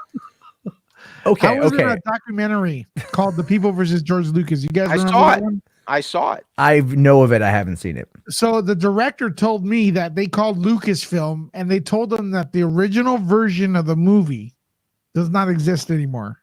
It's been destroyed. I've heard that too. Yeah. So I know a lot of old school stuff But do you really believe that? Dude, I don't know, man. Like at this point, you really mean to tell me they don't have some sort of print somewhere? Maybe they accidentally effed it up. Like I've heard, like basically they altered the prints to make the special editions, but I don't know if I believe that. They cleaned it up. They cleaned it up a lot. That was a big thing back then. But even if that's true, couldn't they find some way to reconstruct it? They would I don't know probably if have that's to find possible. a reel. Matt, do you know if a reel would give you a copy? Could you make a copy out of a theatrical reel if you clean it? I mean, I'm sure there's. Is there a lot of difference between a master and a reel that goes into a theater? Because that's what they were using. There'd have to be one out there. One. I mean, they went through the original frame by frame and cleaned it up frame by frame. I know that much. And you could potentially, do it. I mean, they have the technology. I worked on 35 millimeter prints for years, but I just cut them apart. And I heard the DVD theatrical versions were made from the Laserdisc. I don't know if that's accurate. That is true. But yeah, it looked good. Could you not work from those at least or something? No. They look like crap, man. I don't know. I have fond memories of watching Star Wars on Laserdisc. So hypothesis or question. Is it physically impossible to make a 4K version or a high quality version of the theatrical cuts that were released in theaters 77, 80, and 83? No, because it's entirely possible because behind me, out of sight, I have a 4K version of Alien. Okay. And that came out in 1979. And there's never been, there's been the director's cut. But Lewis is saying the original cuts no longer exist. I don't believe that at all. I don't. And I say that I say that simply because maybe the original cut, maybe there's still there's original prints. I guarantee you that they have. Perhaps the original edit or whatever they used, but they always save that shit. Hollywood always saves that stuff, even though Lucas is not Hollywood. No, but Lucas, come on, dude, you don't have ILM, you don't make all those props and all those little things to not carry, Fox probably had to archive the original somewhere, right? Because Fox still, until the acquisition, I think Fox still had some control over 77, didn't they? That was my understanding. Theatrical distribution, I believe. Okay. Because they, as far as I know, I could be wrong, but that's what I recall. But Matt, you did make a good point earlier. I think you can't take any piece of dialogue for granted in The Mandalorian when IG-11 says, my core circuitry was not damaged. I think that's a clear hint that maybe we haven't seen the last of that character. No, well, there's also, but there was more footage. There's more footage. There's more footage, and there's more footage of Kuiil and everything else, right? Yeah. So there's a lot of, and there's a Kuiil, lot of. I don't know. Dude, I have spoken. Mhm. There That we was a go. good character. I That's a like good Kool-Aid. character. I mean, I liked it when he just kind of like when the Mandalorians are like, hey, like you got a bike I can like you can rent. I He's all don't like, think there was any CG with Kuil either. no, that was definitely practical. Definitely practical. You know, But but the Nick blurg, Nick Nolte was great in that. the blurg creature, which Lewis originally thought was the dewback, the blurg, was You won't let originally that go. from will you? You won't was let that originally go. from what? You won't let that go. I won't let it go because you're the big you're the big Star Wars nerd here. Was that creature was in the Ewoks Caravan of Courage. Yeah. People like to remind me of that. They go like, "Oh, it was in that." I'm like, well, that's cool, man. Like, I have that poster. I think it's cool too. I think it's cool too because I think I really just get the sense that this show is sort of like Favreau and Filoni. They were probably kids when Star Wars first came out, and it probably just captured their imaginations and were obsessed with it.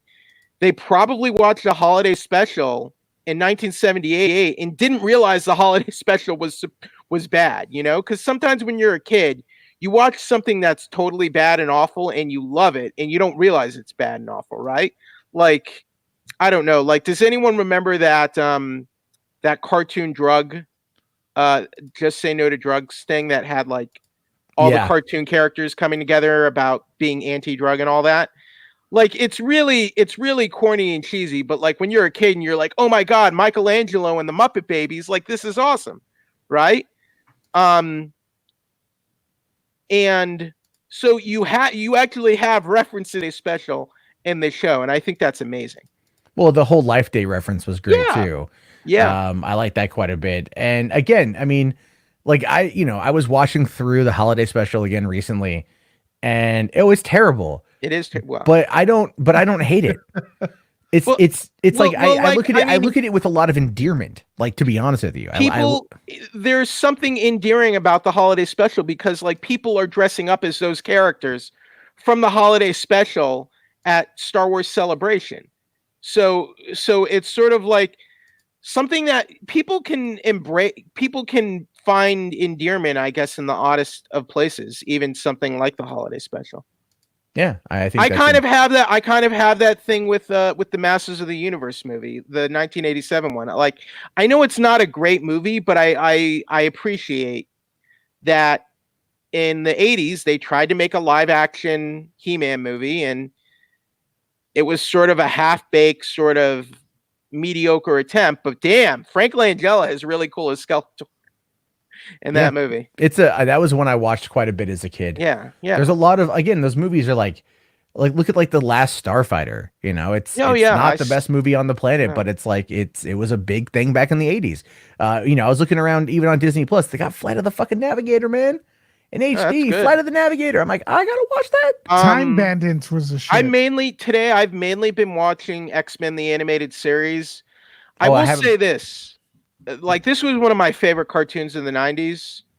You know, we had that, Tiny Toons, Animaniacs, Batman the Animated Series.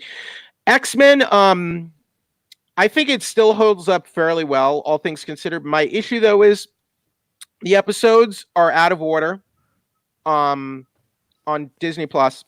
That's and weird. And the other issue is there's some definite, like, I don't know where they sourced the video for these from, but there's some definite audio, like there's like kind of noises coming up. Like, that's not normal. It's not like they also never released it on home video. They did release it on DVD, but not. Oh, really? Not see. It was bad. The way they did it was bad. Because I actually and I don't know what you're not on Blu-ray. Not on Blu-ray. Well, and they did like volumes 1 and 2, and they didn't do it like they did it weird. They didn't do a good job. No, what's the same that even looking at the 90s Spider-Man cartoon that's on there, they only have like 10 episodes. They don't have the whole. I only saw 10 episodes. I got to go. Maybe I was looking at the wrong one, but I was like, wait a minute, like this is. I thought the Simpsons were off too. Like the Simpsons, they did. Well, what they did is they did the widescreen. I saw on Twitter they used the FX cable versions is what they used. Yeah, they're cropped widescreen apparently. Yeah, and that cuts off some of the visual jokes, right, in some of the scenes, which is unfortunate. I don't know why they wouldn't just show that in just have it be in 4x3. It's like just, like I know some, like I think it's like Seinfeld or some of those older shows. They are going to be going back and remastering them by opening them up because they shot everything in 16:9. They shot it all like that back in the day, but then they just cropped it for 4x3 for television. So the original source footage is still there, and they've got it. They didn't throw it. Hollywood never throws any of this stuff away. It's in a vault somewhere, temperature controlled room.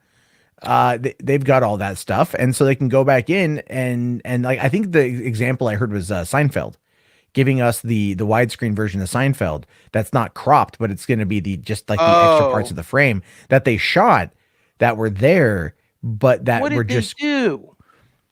No, okay. 90s Spider-Man is every episode is here, but it's they didn't even whose ever job it is to organize the app, they really screwed up here. Every episode of all 65 Spider-Man is all put into season 1 here. Oh, maybe that's what I saw. Oh my God. What a X-Men is divided up into the proper seasons, but the episodes are out of order in not each season, but in a couple of them at least. So yeah, I'm kind of on Yeah, this is not how they rolled out the 90s Spider-Man show. There were 4 seasons. It was 94 through 98, as I recall. Yeah. Why did they do this? They allow downloads as well, huh? What was that? They are allowing downloads. I don't know. I heard they would. I don't know if that's I'm looking at a download option here on my phone. Okay. I would have loved to see Tron in 4K. Yeah, Tron's only in HD. Looks great though. Let's see, Spider-Man, Tron and Tron Legacy are both. Okay, it's one. Yeah. I mean, wait, what the? Okay, hold on. So the first episode is The Sins of Our Fathers, Chapter 10. For what? For Spider-Man. No, on the website it says here. I'll fucking bring it up because I got it queued up right here. I think you can click back though. That's not the. No, this is what it shows. Look. Oh wait. Oh. What the hell? What? Yeah. So it starts off like episodes. So Spider-Man is out of order too, then. Yeah. Because the first episode of season 1, I believe, was Night of the Lizard. Yeah. So I didn't want to. What the hell? What the Matt? I mean. Yeah, I don't know why they would run that one there. Chapter 10. I'm so disappointed right now. Because Night of the Lizard is obviously the second one. Did someone fall asleep? Did the pro is this a coding error? Like, what is this? It could be. God damn it! I'm not trying to click on the episode. God damn it! It's so hard to scroll this shit on the UI on their computer is terrible. Give me a second. Do you think they will fix these issues, or do you? Think I think I think they'll fix it. I think they'll fix it.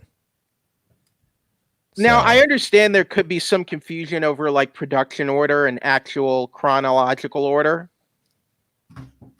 that maybe caused this. Yeah. Oh, the Kraven the Hunter episodes. That's a good episode. Right. This was, I mean, obviously the animation for this show isn't great, but I think the writing for this show was top notch. What the fuck? Why the fuck isn't there we go. Oh man, like when they crossed over with the X-Men, I mean, this was Morbius right there. Think about this. This was all like 15 years before the Marvel Cinematic Universe really got going. Yeah. Like this was our Marvel Cinematic Universe. Even the Punisher in the 90s. Even the Punisher shows up. Yeah. They obviously they had to tone him down for Fox Kids, but but they even had Morbius and Blade team up in an episode. Punisher was fairly faithful. And you know what? In many ways, I think I like this version of the Punisher more than Netflix. At least look at this here. The Neogenic Nightmare Chapter 10. Right. And then Chapter 13, Chapter 14. Yeah, it's like this for X-Men too. Things are just not in the right order. All right, they got to fix that shit because I do want. Yeah. Oh my god, even I forgot Daredevil shows up too. Iron Man and War Machine are in later episodes. I mean, Venom and Carnage are there. Yeah, this was a great show. Yeah, That's is a really, really solid show. They fit so much of the Marvel universe into this series. It was like Nick Fury is a recurring character. You have Shield in here. Oh wow, Red Skull. Yeah. Wow, Red Skull and Cap were both. Yeah, they had. that's crazy. Oh, is this the episode? Is this the episode where the Return of Hydra Man Part 2? This is after Mary Jane has disappeared and he clones her. Yeah, that was Clone Mary Jane. Yeah, that was sad because she didn't come. I don't think she came back after that. She was alive, but the storyline was never resolved in the show. Yeah, well, it was kind of devastating. Actually, it was dark back then because that Mary Jane was like a lot of people's Mary Jane back in the day. That was like a lot of people were just like, I was honestly kind of devastated learning, like, man, who the hell, like, how does Peter deal with the fact that he married like a water cloak? I mean, yeah. I don't get that either. I mean, presumably at the end he gets Mary Jane back, but like, how would he even explain that to her? Yeah, so he's like, so I married you, but it's a little bit on the weird side.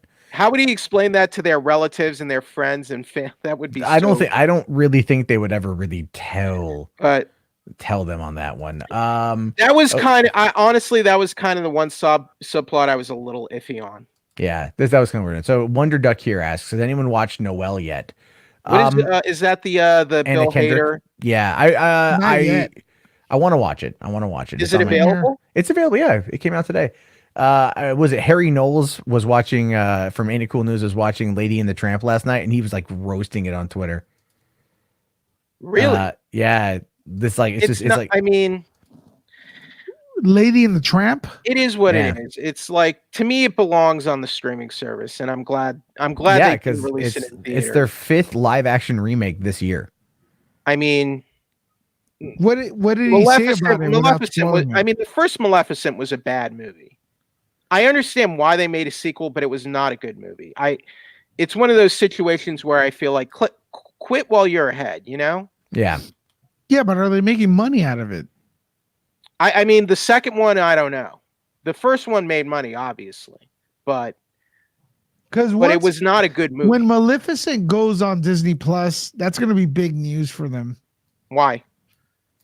People like okay, so back in the day, I used to work a lot with places where they used to rent DVDs and stuff like that. A lot of the crappy titles that wouldn't do anything in the theaters would do big money, big rental sales or whatever. Yeah, they do. They always do. Waking Sleeping Beauty is on here. I like that. That's the movie about the Disney Renaissance. There are a lot of people that are just curious to see the Matt and Lewis. What do you think the chances are of trending views and traffic for older shows getting reboots or revivals? Similar, maybe not, maybe comparable to DuckTales. I don't know. You mean like Gargoyles is trending now on Twitter. It's trending. Do you think the Brain Trust is monitoring the numbers here to look at, hey, maybe these old shows, maybe they're due for a new version now or a revival or something? I'd like to see Darkwing Duck come back. Or Tailspin. Give me Tailspin. I mean, Darkwing Duck is on the new DuckTales. They've set up that character. Oh, cool. Well, I mean, with Launchpad, it makes sense. Right. But I mean, I've always enjoyed. But my question is, do you think the Brain Trust is keeping an eye on that? I think if there's a demand for it with what the watch quantity is for Disney Plus, they're going to make a lot of decisions based on what people are watching. So, I mean, I'll put it like this: would you argue that Adam Sandler makes good movies? No, but but I get that. I understand. Yeah, makes money. Yeah. But they make money, and Amazon Netflix has made a lot of Adam Sandler movies because they Murder Mystery apparently was bad. I didn't watch it yet, but a lot of people really liked it, and they're working on Murder Mystery too. Now, Gargoyles is a very beloved. It has a very fervent cult fan base, a dedicated. Yeah, it was trending today. It was trending today on Twitter. Yeah. Why? because it has a very Gargoyles has a very devoted Was there something that happened with that? fanatical fan base. Is it because it's streaming or? It's available on the app now. You see a lot of these shows that are on here have never been available like all in one place to legally free stream before. Well, I think Tron's gonna get a TV show. That's my point. That's kind of my point. Well, they tried a TV show for Tron. Well, no, I think it's gonna go live action. Oh, I think it's dead. I think it's dead. I don't think so. I'm gonna start a petition tomorrow. I mean, you could.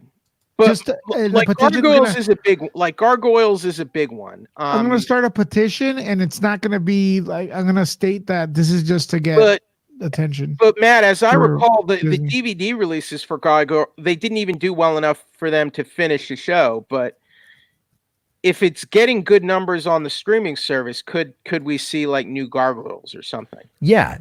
See, because Disney is going to absolutely positively approach. Yeah, this the same way Netflix is, and they're going to spend a lot of money because the potentiality of making billions and billions per month. Because they're saying like they're estimating by the end, I think of like 2020 to have, it's like maybe 2022 or something like that, to have like 75 million households. Given and I said when they first announced Disney Plus, everyone is going to buy this. If you have children, it's a babysitter. I put on Finding Nemo for my 2-year-old daughter today. And because like I had to do some stuff and I'm like, well, it's, and she watched the whole movie and she, really, really liked it. And so I'm like, great, I can show her some of these stuff I grew up with, which is going to be nice. We can grow on that together. I can't even justify keeping Netflix right now with this app. Well, it's always like, see, I share Netflix with a bunch of people. So for me, like I pay for, and also, by the way, do you guys know Bob Iger chimed in on the whole thing with the streaming, with the with the password sharing? Totally fine with it. Totally fine with it. He goes, you pay for 4 simultaneous streams.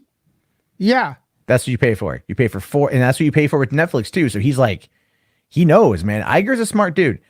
He's not going to fuck with that shit. Even though they are trying to crack down on password sharing, they have What does that mean though? Because what I think it means is like what I think about that. You can set up multiple profiles on one account. Yeah. What's the maximum number of devices though? That's what I don't know.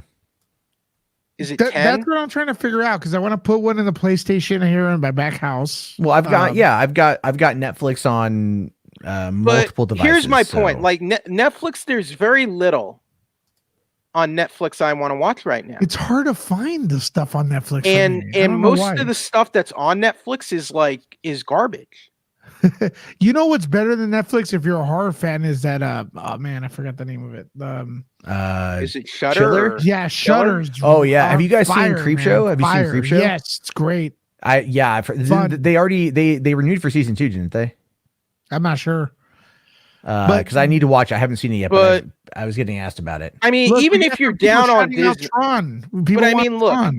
if you're down on Disney, I mean, just the fact. Even though I'm unhappy with how they were organized, like it's very messy and disorganized now. But the fact that I have X-Men TAS here, I have Spider-Man TAS, I have Ultimate Spider-Man, I have Marvel Spider-Man, I have almost every MCU film, I have every Star Wars film, I have the originals. I still can't get over the 4K Star Wars. For culture stuff, you have National Geographic. I mean, Netflix doesn't even have National Geographic. They have this Simpsons, even though it's cropped widescreen. This is insane here. I think this is it's basically like what WWE did, but just on an insane, massive scale. They're gonna drop a movie, Disney Plus original movie. I can't say what it is that I saw last week.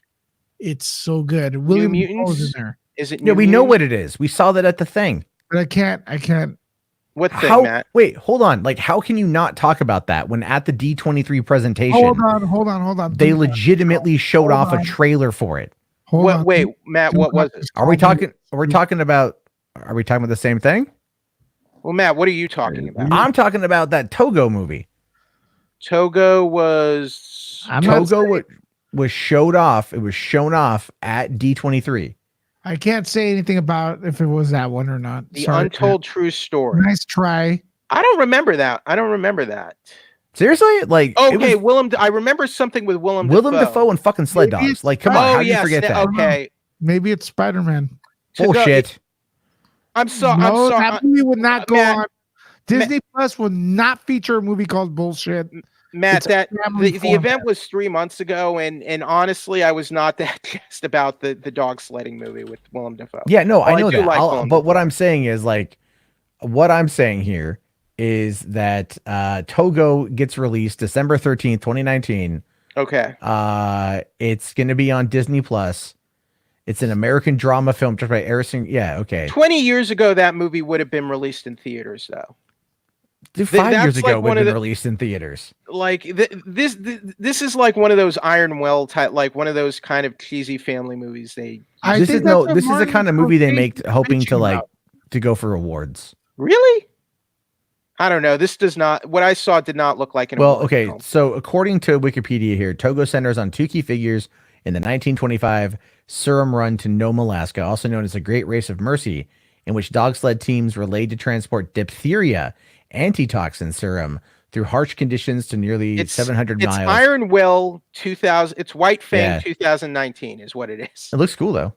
I mean, like I'm totally Balto. It's a Yeah, live action there's- Balto. but there's nothing wrong with that though. no, Jeffrey, no. stop hating her. I'm not But hating. if this is the movie that that Lewis is talking You about, Phantom Togo. then this is all I'm this is saying funny. is that this is, I think, the greatest streaming service I've ever seen, even with the issues I have, Damn. because How many have you seen though? it's mind blowing. Because we have Muppets on here. We have Wait, the Muppets are on there? I haven't even Yeah. seen that. Yeah, Muppets are on there. Yeah, Okay, dude, I'm sold. Muppets, wow. we They have have the Pixar. original We have Muppet- Pixar. We have Disney. We have classic Disney. Muppet Babies? We have the classic Disney lot. We have the Disney Vault.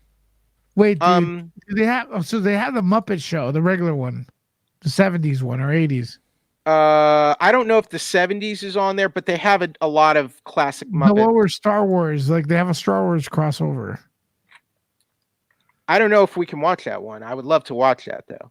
I have it Let's on see. DVD, but there's one where Stallone showed up. I don't know if they have the original 70s Muppets on here, but they have they have Muppet Christmas, the Muppet movie, the original, and the later Astro Muppets. Josh is confirming with us there's no 70s Muppets. Yeah, but I'm sure that will get added eventually. Like all that's, I feel like A lot of people that like to highlight the negative were stating that the day one we have a lot of good. I'm happy with what we have day one. well, they were highlighting the glitches. I didn't see any glitches. I think it's a great launch. I didn't have any issues getting it on my tablet, my phone, or my game console. It was all very smooth. Well, the only issue was some formats, whatever you want to call it, got it at different times. Oh, And I actually called Disney Plus, and they said, "Oh, it's coming out at 3:30 in the morning." I think they dropped it early because of server. because the Netherlands were getting it. Because they found a loophole. People were finding it at 10 or about 9:30 p.m. last They night. must have known that. They found a way to get in, and then they just dropped it at 10 p.m. I asked our PR people what time the thing was really going down. No one could give me an answer. Yeah, I was asking around. I was looking around. I was asking everyone. I'm all like, I'm checking everything. Knowing, the website said 3 a.m. in the morning, and I'm like, all right, man, I'll be up till 3 o'clock in the morning, or Thank I'll go God take a I nap didn't or do something. would either of you I'm agree so though, happy they that didn't do this it, is the greatest streaming service in history? It has Were you potential. asking me? Yeah, and you too, Lewis. Well, let's give it a little bit of time, man. I It don't has Okay. right now. It has the greatest collection. Let's see what they do with it. put it this because- way, Jeffrey. We're talking about this at late night, excited, and I haven't done that for Netflix. I'm like, no, I can't. What streaming Well, how service? old is Netflix though? Like, that's not fair. That's not fair. When did Netflix went instant when it was called Netflix Instant was in 2007. So for the past 12 years, we've had Netflix. For the past 12 years, it's been a part of our online watching life. Which, yeah, you have a point, but it could also mean that I've only had Netflix has only been in my life since like 2015. yeah, but it also means that we be jaded. It's been in my life since 2005. I don't know. There's So, the only thing I'm interested for Netflix right now is first The Witcher, and then to a lesser extent, He-Man, and I guess Castlevania.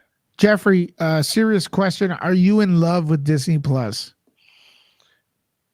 I mean, I'm not in love with it. I think this is the best. like, you're like, I wouldn't marry it, but I'd suck its dick. Well, how do we know? I think this is the best collection of streaming content that I've ever seen. God damn it. Does that mean that after this stream, I'm gonna go over there and look at more shit and then not go to sleep at all again? Pretty much. That's up to you, man. I'll be. I was up all night watching X-Men reruns because the problem was before I never had a place where I could just I want to watch the X-Men in chronological order and just here it is, and now I have that, and now I have that for Darkwing Duck, for DuckTales. I'm just shocked that they had Star Wars 4K, dude. But here's another great thing on my TV. Like if you go in here and you watch Avengers, you get the extras. They give you the extras, so you can watch the stupid deleted scene where Tony Stark meets his adult daughter at the Waypoint and says, "I love you 3000," which I'm thank frick. Was that on Blu-ray? In the Blu-ray edition? It probably was, but thank frick they cut that out of the movie. You can watch it with audio commentary. Ron C is saying that Disney should have the Star Wars Holiday Special and the Mandalorian mentioned life date. Thanks, Ron, for the comment. I don't think we're ever going to see a high quality version of the holiday. Well, that's my question. Do you think that's ever going to be cleaned up and brought? No. Matt? Wait, hold on. Sorry, what? Do you think the holiday special is ever going to be officially re-released? Yes, I do too. I think it's going to happen before Christmas. Lucas isn't involved anymore. He sold it off. It's gone.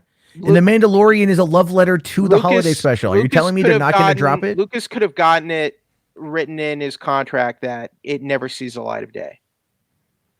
No, he wouldn't. For one. Like, he's why? He's not going to care about that. He's not going to care. Nah. He cares. 4 billion. No, he cares. I've heard stories. I care. I'm sure he doesn't like it, but at this point, it's no longer. For one, it's 40 years old. Right. It's 40 years old. Like, let it the fuck go. I'll make a bet with you right now. It never gets a legal Disney Plus streaming release ever. Never ever. Maybe none. Never ever in our lifetimes. So when we're on our deathbeds, it's not going to be available on Disney Plus. Dude, we're at the point where, like, I gotta be honest with you, I don't even think the new generation even knows what the original versions of the movies are or care. I think like people aren't really how we were talking about an hour ago, how we wanted the despecialized edition or whatever. The Phantom Menace thinks the prequels are good movies. The Phantom Menace never even heard of the despecialized edition. They don't know about that. I don't know. They barely know what Star Wars is. Is the Clone Wars movie on here? And yes, it is. Yes, it is. Guys, real quick, I know I'm on the feature. The feature Clone Wars. Jeffrey. Oh. Not all the Phantom Menace. There's a few people there I do like actually, but I don't want to generalize. All right. Whatever. Yeah, I agree with Ron here. Disney should have the Star Wars holiday special because it mentions life, because Mandalorian. And I guarantee you, because we know how much the holiday special impacted Favreau and Filoni. We know they like it.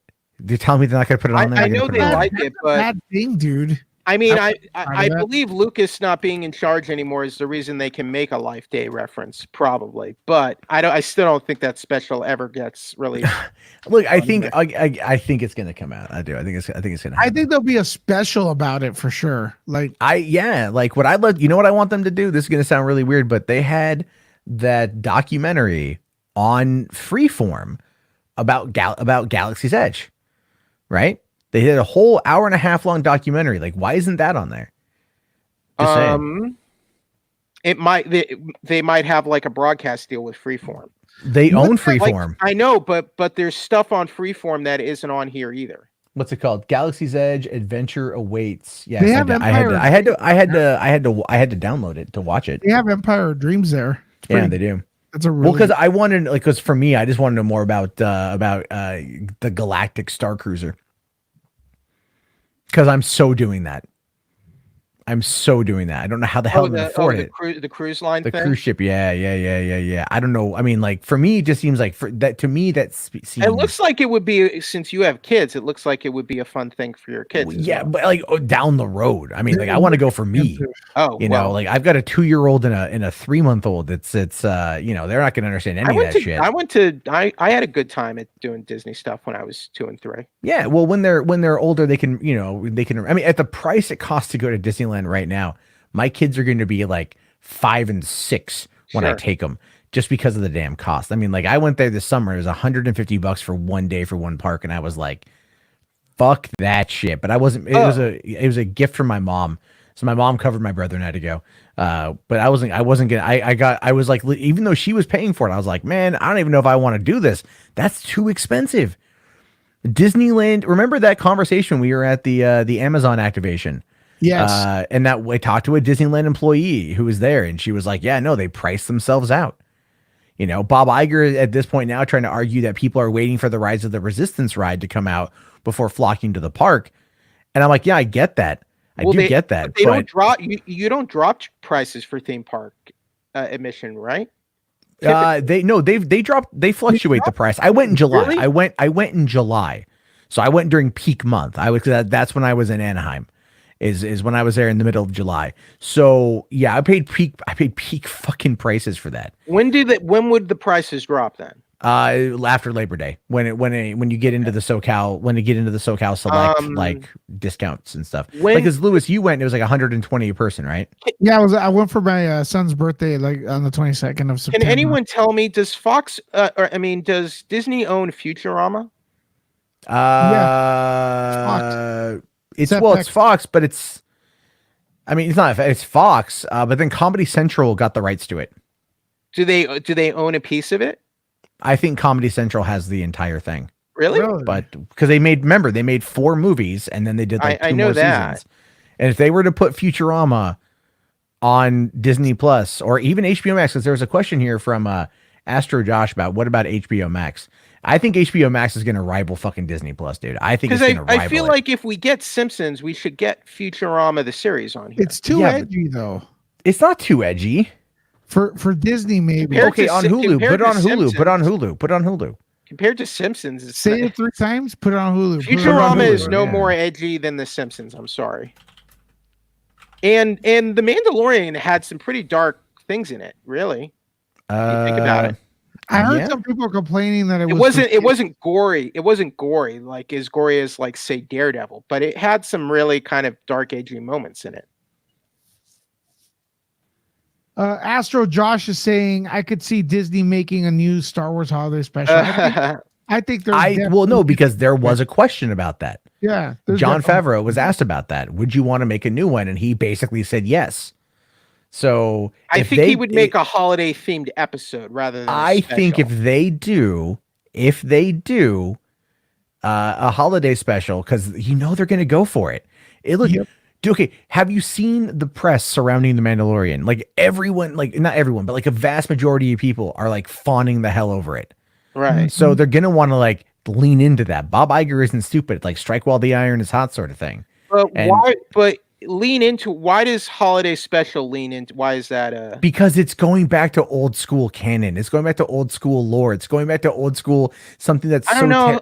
I agree with that, Matt. I think in our current nostalgia based society, where people still flock out to go see Rocky Horror Picture Show on a Friday night at midnight, or they go and they watch Tommy Wiseau's The Room at a midnight show, how we love watching stuff from the 1980s, how that whole culture is still a big thing. Nostalgia is a huge thing. The holiday special will be looked at with But- rose-colored glasses across the board. It's because unwatchable though, It's man. not that unwatchable, Dude, but that's are also we the gonna do a fucking screening point. party here or no? We need to, yeah, we'll do a screening party here. Okay, But well, it's like we'll need it's- 6 people here, please. that's way too many people. No, it's because way nothing happens in the holiday special. We need to talk. We'll talk, but you don't need 6 people who are talking over each other. The or something. first 20 minutes or whatever it is of the holiday special is unwatchable. It's awful, man. It's not. It's It's like here's the thing. It's unwatchable. Are you- not I didn't watch unwatchable. it. You're I like didn't watch it the whole way through. I you watched, guys are like, the- look. You guys are just like it's unwatchable. I'm like, dude, I fucking sat through so many shitty movies. Nothing is unwatchable. Wonder Duck is I actually- think you could do like I don't know, like Yeah, Wonder Duck they do, and it's on Hulu right now, all 11 seasons. okay.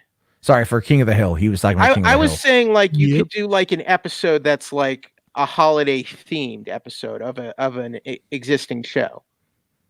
They're gonna make another Star Wars holiday special, and this one's gonna be good. It's gonna be Favreau. They're gonna use Kylo. Imagine a holiday special with that Kylo Ren style spoof they did at Saturday Night Live. That would be amazing. I man. still watch that pretty frequently.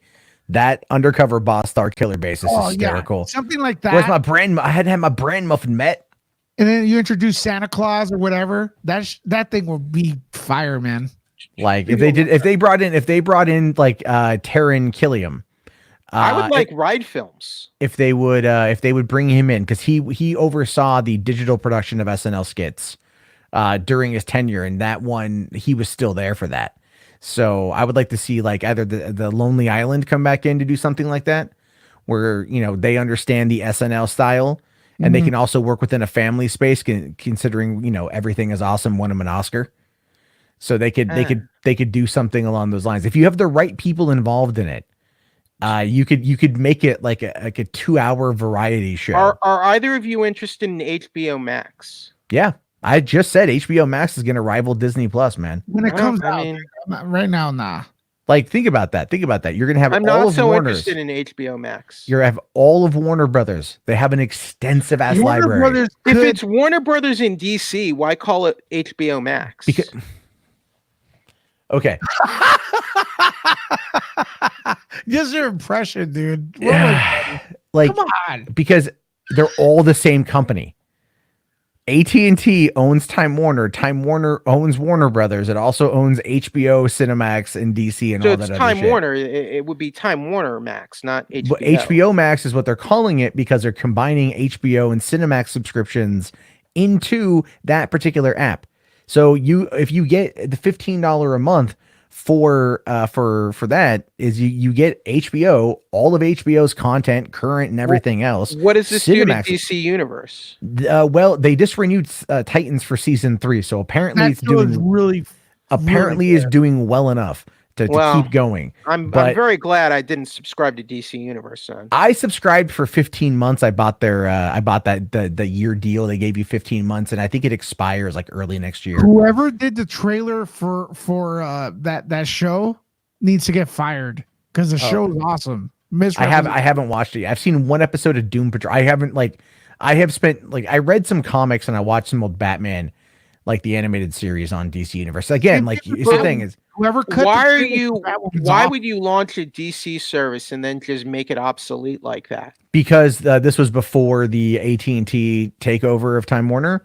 So they were, trying to do they're trying to do it like Shudder, like they're trying to do their own streaming service that's niche based, and all things considered, tying in all the Marvel stuff to Disney Plus makes a fair amount of sense. But if they were to launch a Marvel streaming service that had like all the movies and the TV shows and then all the comics, and they made original content for that, they could probably make a pretty penny off that. But Disney realizes that a large portion of what people are going to be watching is not necessarily the old content, which is going to be a draw for some. My dad especially was watching old Mickey Mouse Club episodes today, and he's in his 60s and happier than a pig in shit. What I said at D23 is begun the streaming war has, and I want credit for that. You're not the only one to have said that. I said that a long time ago. So I'm just saying. Footage being leaked. Did you tweet it though? There's what? footage- leaks of What If. They're calling it leaks, but they look awfully. Where? No, there was like a clip that was like put out or something like that. A couple different, few? yeah. Of the fake ending? No, of What If. What If? Oh, well, we saw the trailer at D23. Yeah, it looked rad, man. Oh, shut up. It's I don't like cartoon. that I don't like the animation style personally. Dude, but Marvel Zombies? Come on. That's rad. We'll see. What about Lou Ferrigno's Incredible Hulk? Any chance of getting that on Disney Plus? I wonder who owns that. I don't know who owns that one. But keep in mind that Universal still has the rights, so The Hulk, yes. to the Hulk. So let's see here. No, just the film releasing rights. Incredible. CBS did the original TV series, so they Yep. own it. Yeah, they got it. They're not going to give that up. Just for but- example, the reason we don't have Spectacular Spider-Man on here is because Sony produced and owns that. It's Sony's property. I thought that was Lionsgate that did that. Sensational. Okay. Matt, you may want to check this too. I think it dropped today that the Marvel Spider-Man movies will not be on Disney Yeah. Plus. Yeah. Okay. Well, that makes sense. That makes sense. It's Right, Sony, because those are Sony's got those it. are Yeah. Sony's products. But Sony. Well, okay. Let's be fair here. Sony will license those to Disney Yeah, Plus. if Disney wants to license the streaming rights for those, Because Sony's not going to Right. go into the streaming game on their own. They've already said that. Like Tony Vincent Quer has already said that they're going to play the field, and he was all, that's where that whole thing happened where he was talking about, oh, well, no, we've done, our own things. We don't need Marvel. We did The Boys. Like, yeah, Sony Television produces some really good stuff. Right. They do. Sony Pictures does not. So let's see. Just saying. Yeah, Sony Pictures TV produced and owns Sensation. Wonder Duck says, fun fact, Boba Fett first appeared in the holiday special. Yep. And it's the only watchable segment of it. It's a good segment though. It's a good segment. Again, I've watched so much crappy television over the years that I'm 100% on board with watching, with them putting that on there. Here's the thing. I would love it. I want them to put the holiday special on there in order to simply fuck with everyone who's going to be so mad about everything involving that. Because I'm like, yeah, you guys all get mad. Who get would mad, have the get mad. master of that? I just feel like if we're not getting restorations of the theatrical cuts, we're not getting a restoration of holiday special. It's my feeling. We are going to get restoration of the. Says who? Well, give them time. It's not Lucas. We got 4K already. So just fantasy booking here, Matt. Yeah. What three? You're the president of Lucasfilm. What 3 Star Wars original shows, limited or ongoing, do you greenlight? Okay, that's an interesting question. I am president of Lucasfilm. What I would do is I would immediately greenlight a Knights of the Old Republic series. TV series, not a movie. TV series, not a movie, because you can't tell that story in a movie, I think. Good idea. Because then that could tie in. The first season could be KOTOR, then the second season could be KOTOR 2, and then whatever the third KOTOR that was planned. Old Republic. The Old Republic still. I mean, sure, if you want to delve into the EA side of things, Okay.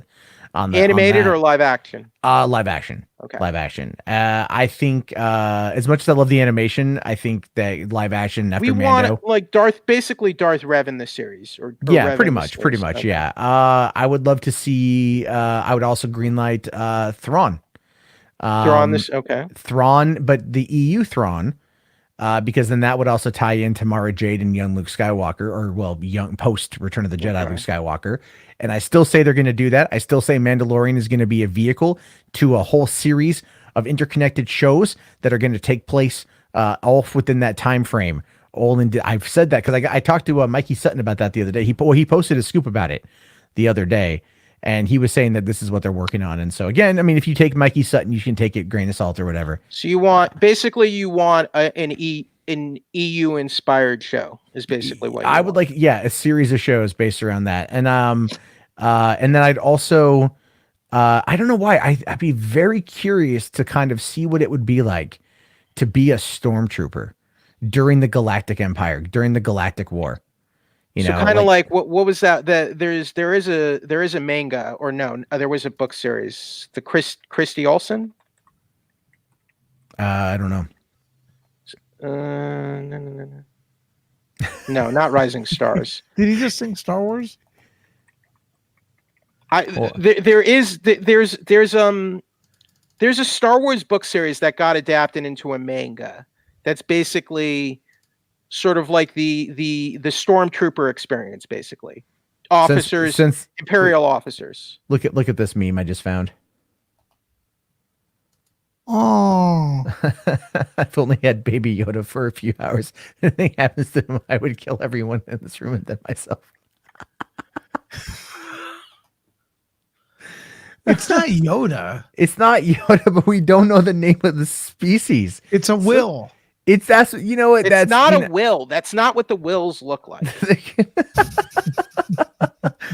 Oh my god. It's a will. Alex, I like what Alex here says. He says oh no, Wonder Duck says I think they dropped the holiday special in December, maybe on Christmas, potentially. And I say that because also again, mad hype coming off of The Force Awakens, right? Or sorry, The Rise of Skywalker. You've got The Rise of Skywalker, or you've got episode 7 of The Mandalorian on December 18th. You've got The Rise of Skywalker on December 19th, 20th, whatever, that whole weekend. Then the season finale of Mando is on the 27th.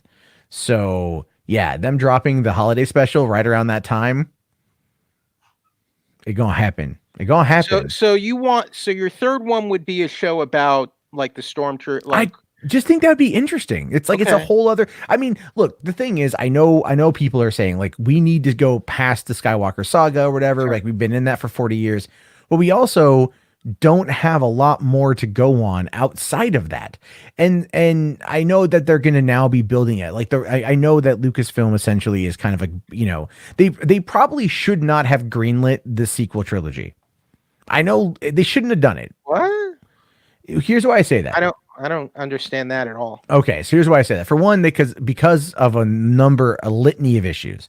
Okay. For one, they went into it and they Lost said, Stars. You want a Lost Stars show is what you want. "Is that the name of the manga?" It wasn't. It was adapted into. It was a book by Claudia Gray that was adapted into a manga series, basically. Okay, yeah. She's So a good Lost writer. Stars is basically about like just these like normal, average like group of friends who get what's the word I'm looking for? They enlist in the Imperial Navy and kind of gets in it. And one of them's like once he sees. He gets to a point where he becomes an officer, and once he gets to a point where he sees the Death Star blow up Alderaan, he's like, "I'm out. I'm done." And it's kind of like it's very interesting. It's sort of like these real human drama of like, what do you do when you enlist in the Nazi army and you realize, And see, that like, could be I'm some working for interesting the wrong social side. commentary. Yeah, that could be Yeah. some interesting social commentary. but that's as a way. but Lost Stars kind of deals with that, and I think that could make for a good show. Isn't that honestly. what happened to Biggs? Yeah, that is what. Yeah, there were. Yeah, Biggs and Wedge, they were defectors. There we go, man. There we go. There we That's go. the series. There Okay, we so go. Lewis, Biggs and you're- Wedge, fund it. Fucking fund it. Lewis, I put Yeah. it to you. Yes, sir. You're president of Lucasfilm. You get to greenlight whatever 3 Star Wars shows you want tomorrow. Do they Live have to be action, shows? limited or ongoing. What do you want? What 3? I want to. Okay, so I don't know what you call it, but I want to. Yoda said always 2 there are, a master and an apprentice, and I want to see Okay. why. I want to see why. So you want a Sith Origins series? Is that a Sith Origins? Yeah. I don't know what you The would call rule it. of 2. but The rule of 2. Whatever. I want to see something with the goddamn Imperial Revolution where all those fuckers fight for power after Return of the Jedi. That's what we're gonna That's kind of what we're getting in Mandalorian. So No, that's straight up, bounty hunting and gangster stuff. That's not. yeah, but it's gonna run There are parallel. Imperial. We know there are going to be But Imperial. we're not going to see it. It's going to run parallel. The with the Moff guy, Giancarlo Esposito. He's an Imperial warlord. but he's not fighting Imperials. He's Yeah, he looking- is. We see him fighting a TIE fighter. he's flying a TIE fighter, but he's not fighting other You see him Imperial. fighting the ATST. But we don't know what the context is yet. Oh, come on. You All think right. So you want like an Imperial warlord story, I want basically. AT-ATs versus AT-ATs, chaos in the galaxy. Like Okay, so chaos. basically you want like a game, like you want like a bunch of douchebag main characters who are like fighting over I want the Empire to galaxy. be decapitated and no one knows who's in charge or what. Everyone takes charge at once. So this show would strictly be about the Imperial warlords, basically. Imperial versus Imperial, AT-ATs, Okay. destruction, the freaking rebels trying to think what the hell's going on, Okay. and overlooking that. That's 2, right? That's 2. So what's your third? I want to see what the hell when Obi-Wan says, I'll send a signal in Revenge of the Sith. He's like, I'm going to send a signal to the remaining Jedi to not come to Coruscant. Did he? I don't think he did that. He did do that. He's from the Jedi Temple. The Jedi Temple, after it got... Oh. Yeah. So he's talking to Yoda. All the Jedis are done, or have been killed by Anakin and the clone troopers. And then he says, I'm going to send a signal to warn all the remaining Jedi. Well, there were only a few. Well, we don't know. I want to see Vader hunt those people down. We haven't seen Vader hunt down. So you want a Quinlan Voss? What you want is a Quinlan Voss series, basically. Whatever, but I want to see Vader mow down, hunt down and help, hunt down. So you want Inquisitors? You want the Inquisitors? Sure. Versus the rest of the remaining Jedi until they're all gone. Yep. Okay, so you want a Quinlan Voss series is basically what you want. That's what it is. It is what it is. Here's what I want. Okay, I gotta go. Are you leaving? No, I'm just messing with you. My 3 choices for ongoing TV shows. First would be Rogue Squadron. It would be set post Return of the Jedi. Basically, it would be a better version of. Have either of you watched Resistance? Yeah, no. I'm not this season yet, but basically a better version of Resistance. I like Resistance though, but I agree with you. Here's my concept. Rogue Squadron. It's post Jedi. Think it's going to be Top Gun but Star Wars basically. I gotta put together, this. We're here we got to clean up the galaxy. We're cleaning up the galaxy, and we need a team of, the best of the best. General Leia's giving me carte blanche to do whatever it takes to mow you into shape, and I'm going to make the best team of hotshot pilots there. Like, this is the legend of the Rogue Squadron, basically. So I want like the legend of the Rogue Squadron. I think that's it. Rogue Squadron is a brand, right? And that's something you can exploit, kind of a lot like Knights of the Old Republic, I think. And I think TV format would be the best way to do it. Wait, I want to amend one of my answers. I want Shadow of the Empire. Nice. That's give a good me, one. Give me that as a miniseries. Okay. We're talking miniseries here. You want a live action Shadows of the Empire? Yes, I want a live action Shadows of the Empire. So wait, do you want the Dash Rendar story, or what story do you want? What was the game on the 64? The game was mainly Dash Rendar. Okay, that one. So you want Okay, so and then we could do a Dark Forces one too with Kyle Katarn. That would be fine. So you want oh man, that's okay. I'm just saying there's a lot they could pull from. There's a lot. There's a ton, and I have a feeling because they realize I think they realize that now maybe going away from the EU was maybe a bad idea. Okay. So here's my going to that. My second one is Boba Fett and the Bounty Hunters, basically. So basically there was supposedly an idea of like 7 Samurai kind of Star Wars story. I kind of want to do that, but instead of Jedi, I want it with the Bounty Hunters, and Boba Fett would be one of them, kind of thing. I think that's kind of what we're getting with. And I want to see Boba Fett come out of the Sarlacc pit and gets rid of his armor maybe he assumes a new identity for a while or something like that. Like, I want to see a story about like Boba Fett growing a conscience. And then thirdly, I would want a Dark Forces with Kyle Katarn if I got to pick. Yeah, I I think love that'd Dark be. Forces. One of my Well, there's that. And like they those also were just the games re-released that the. those were the games that really like defined my love of Star Wars. Well, and they also just re-released the Jedi Academy games on the Switch and PS4 and Xbox, I think. Oh, awesome. So it's like you can go get Jedi I Academy. also want to know what the hell what's up with Plagueis the Wise. Like, what is that? Like, for real? Watch I don't know. the Rise of Skywalker. We don't know that for sure. We don't know. Well, we don't not know that. Well, then I'm not coming up with a Darth Plagueis theory. Well, okay. Let me explain this. I really, actually, I do need to wrap this up because I have to get to bed. But come on, man. No, you don't. it's been No, you don't. I do actually. 'Cause No, I, have you to, I have to don't. watch my No. kids in the morning. Press 1 if you think Matt needs to be on a couple more hours. Don't you want to get back to watching Disney Plus, Lewis? I do. Yeah, I can start in a I couple like hours. talking I'm to you good. guys too. Yeah. What do you think we're doing right now? Why do you think we're not paying attention? So anyway, I look. JJ has said that episode 9 is meant to connect all everything, and Palpatine's been at the center of that, and Plagueis has been teased now for a long time. Not giving us something Plagueis wise, I think, is going to be a bad play. So all I'm saying is that. But anyway, no, we've been on 2.5 hours. I am exhausted. I need to go to bed. So I appreciate you guys coming on. This is really, I can't believe you're doing this. You're just cutting off the stream just when it started. I had a great just when it time. Thank started. you guys.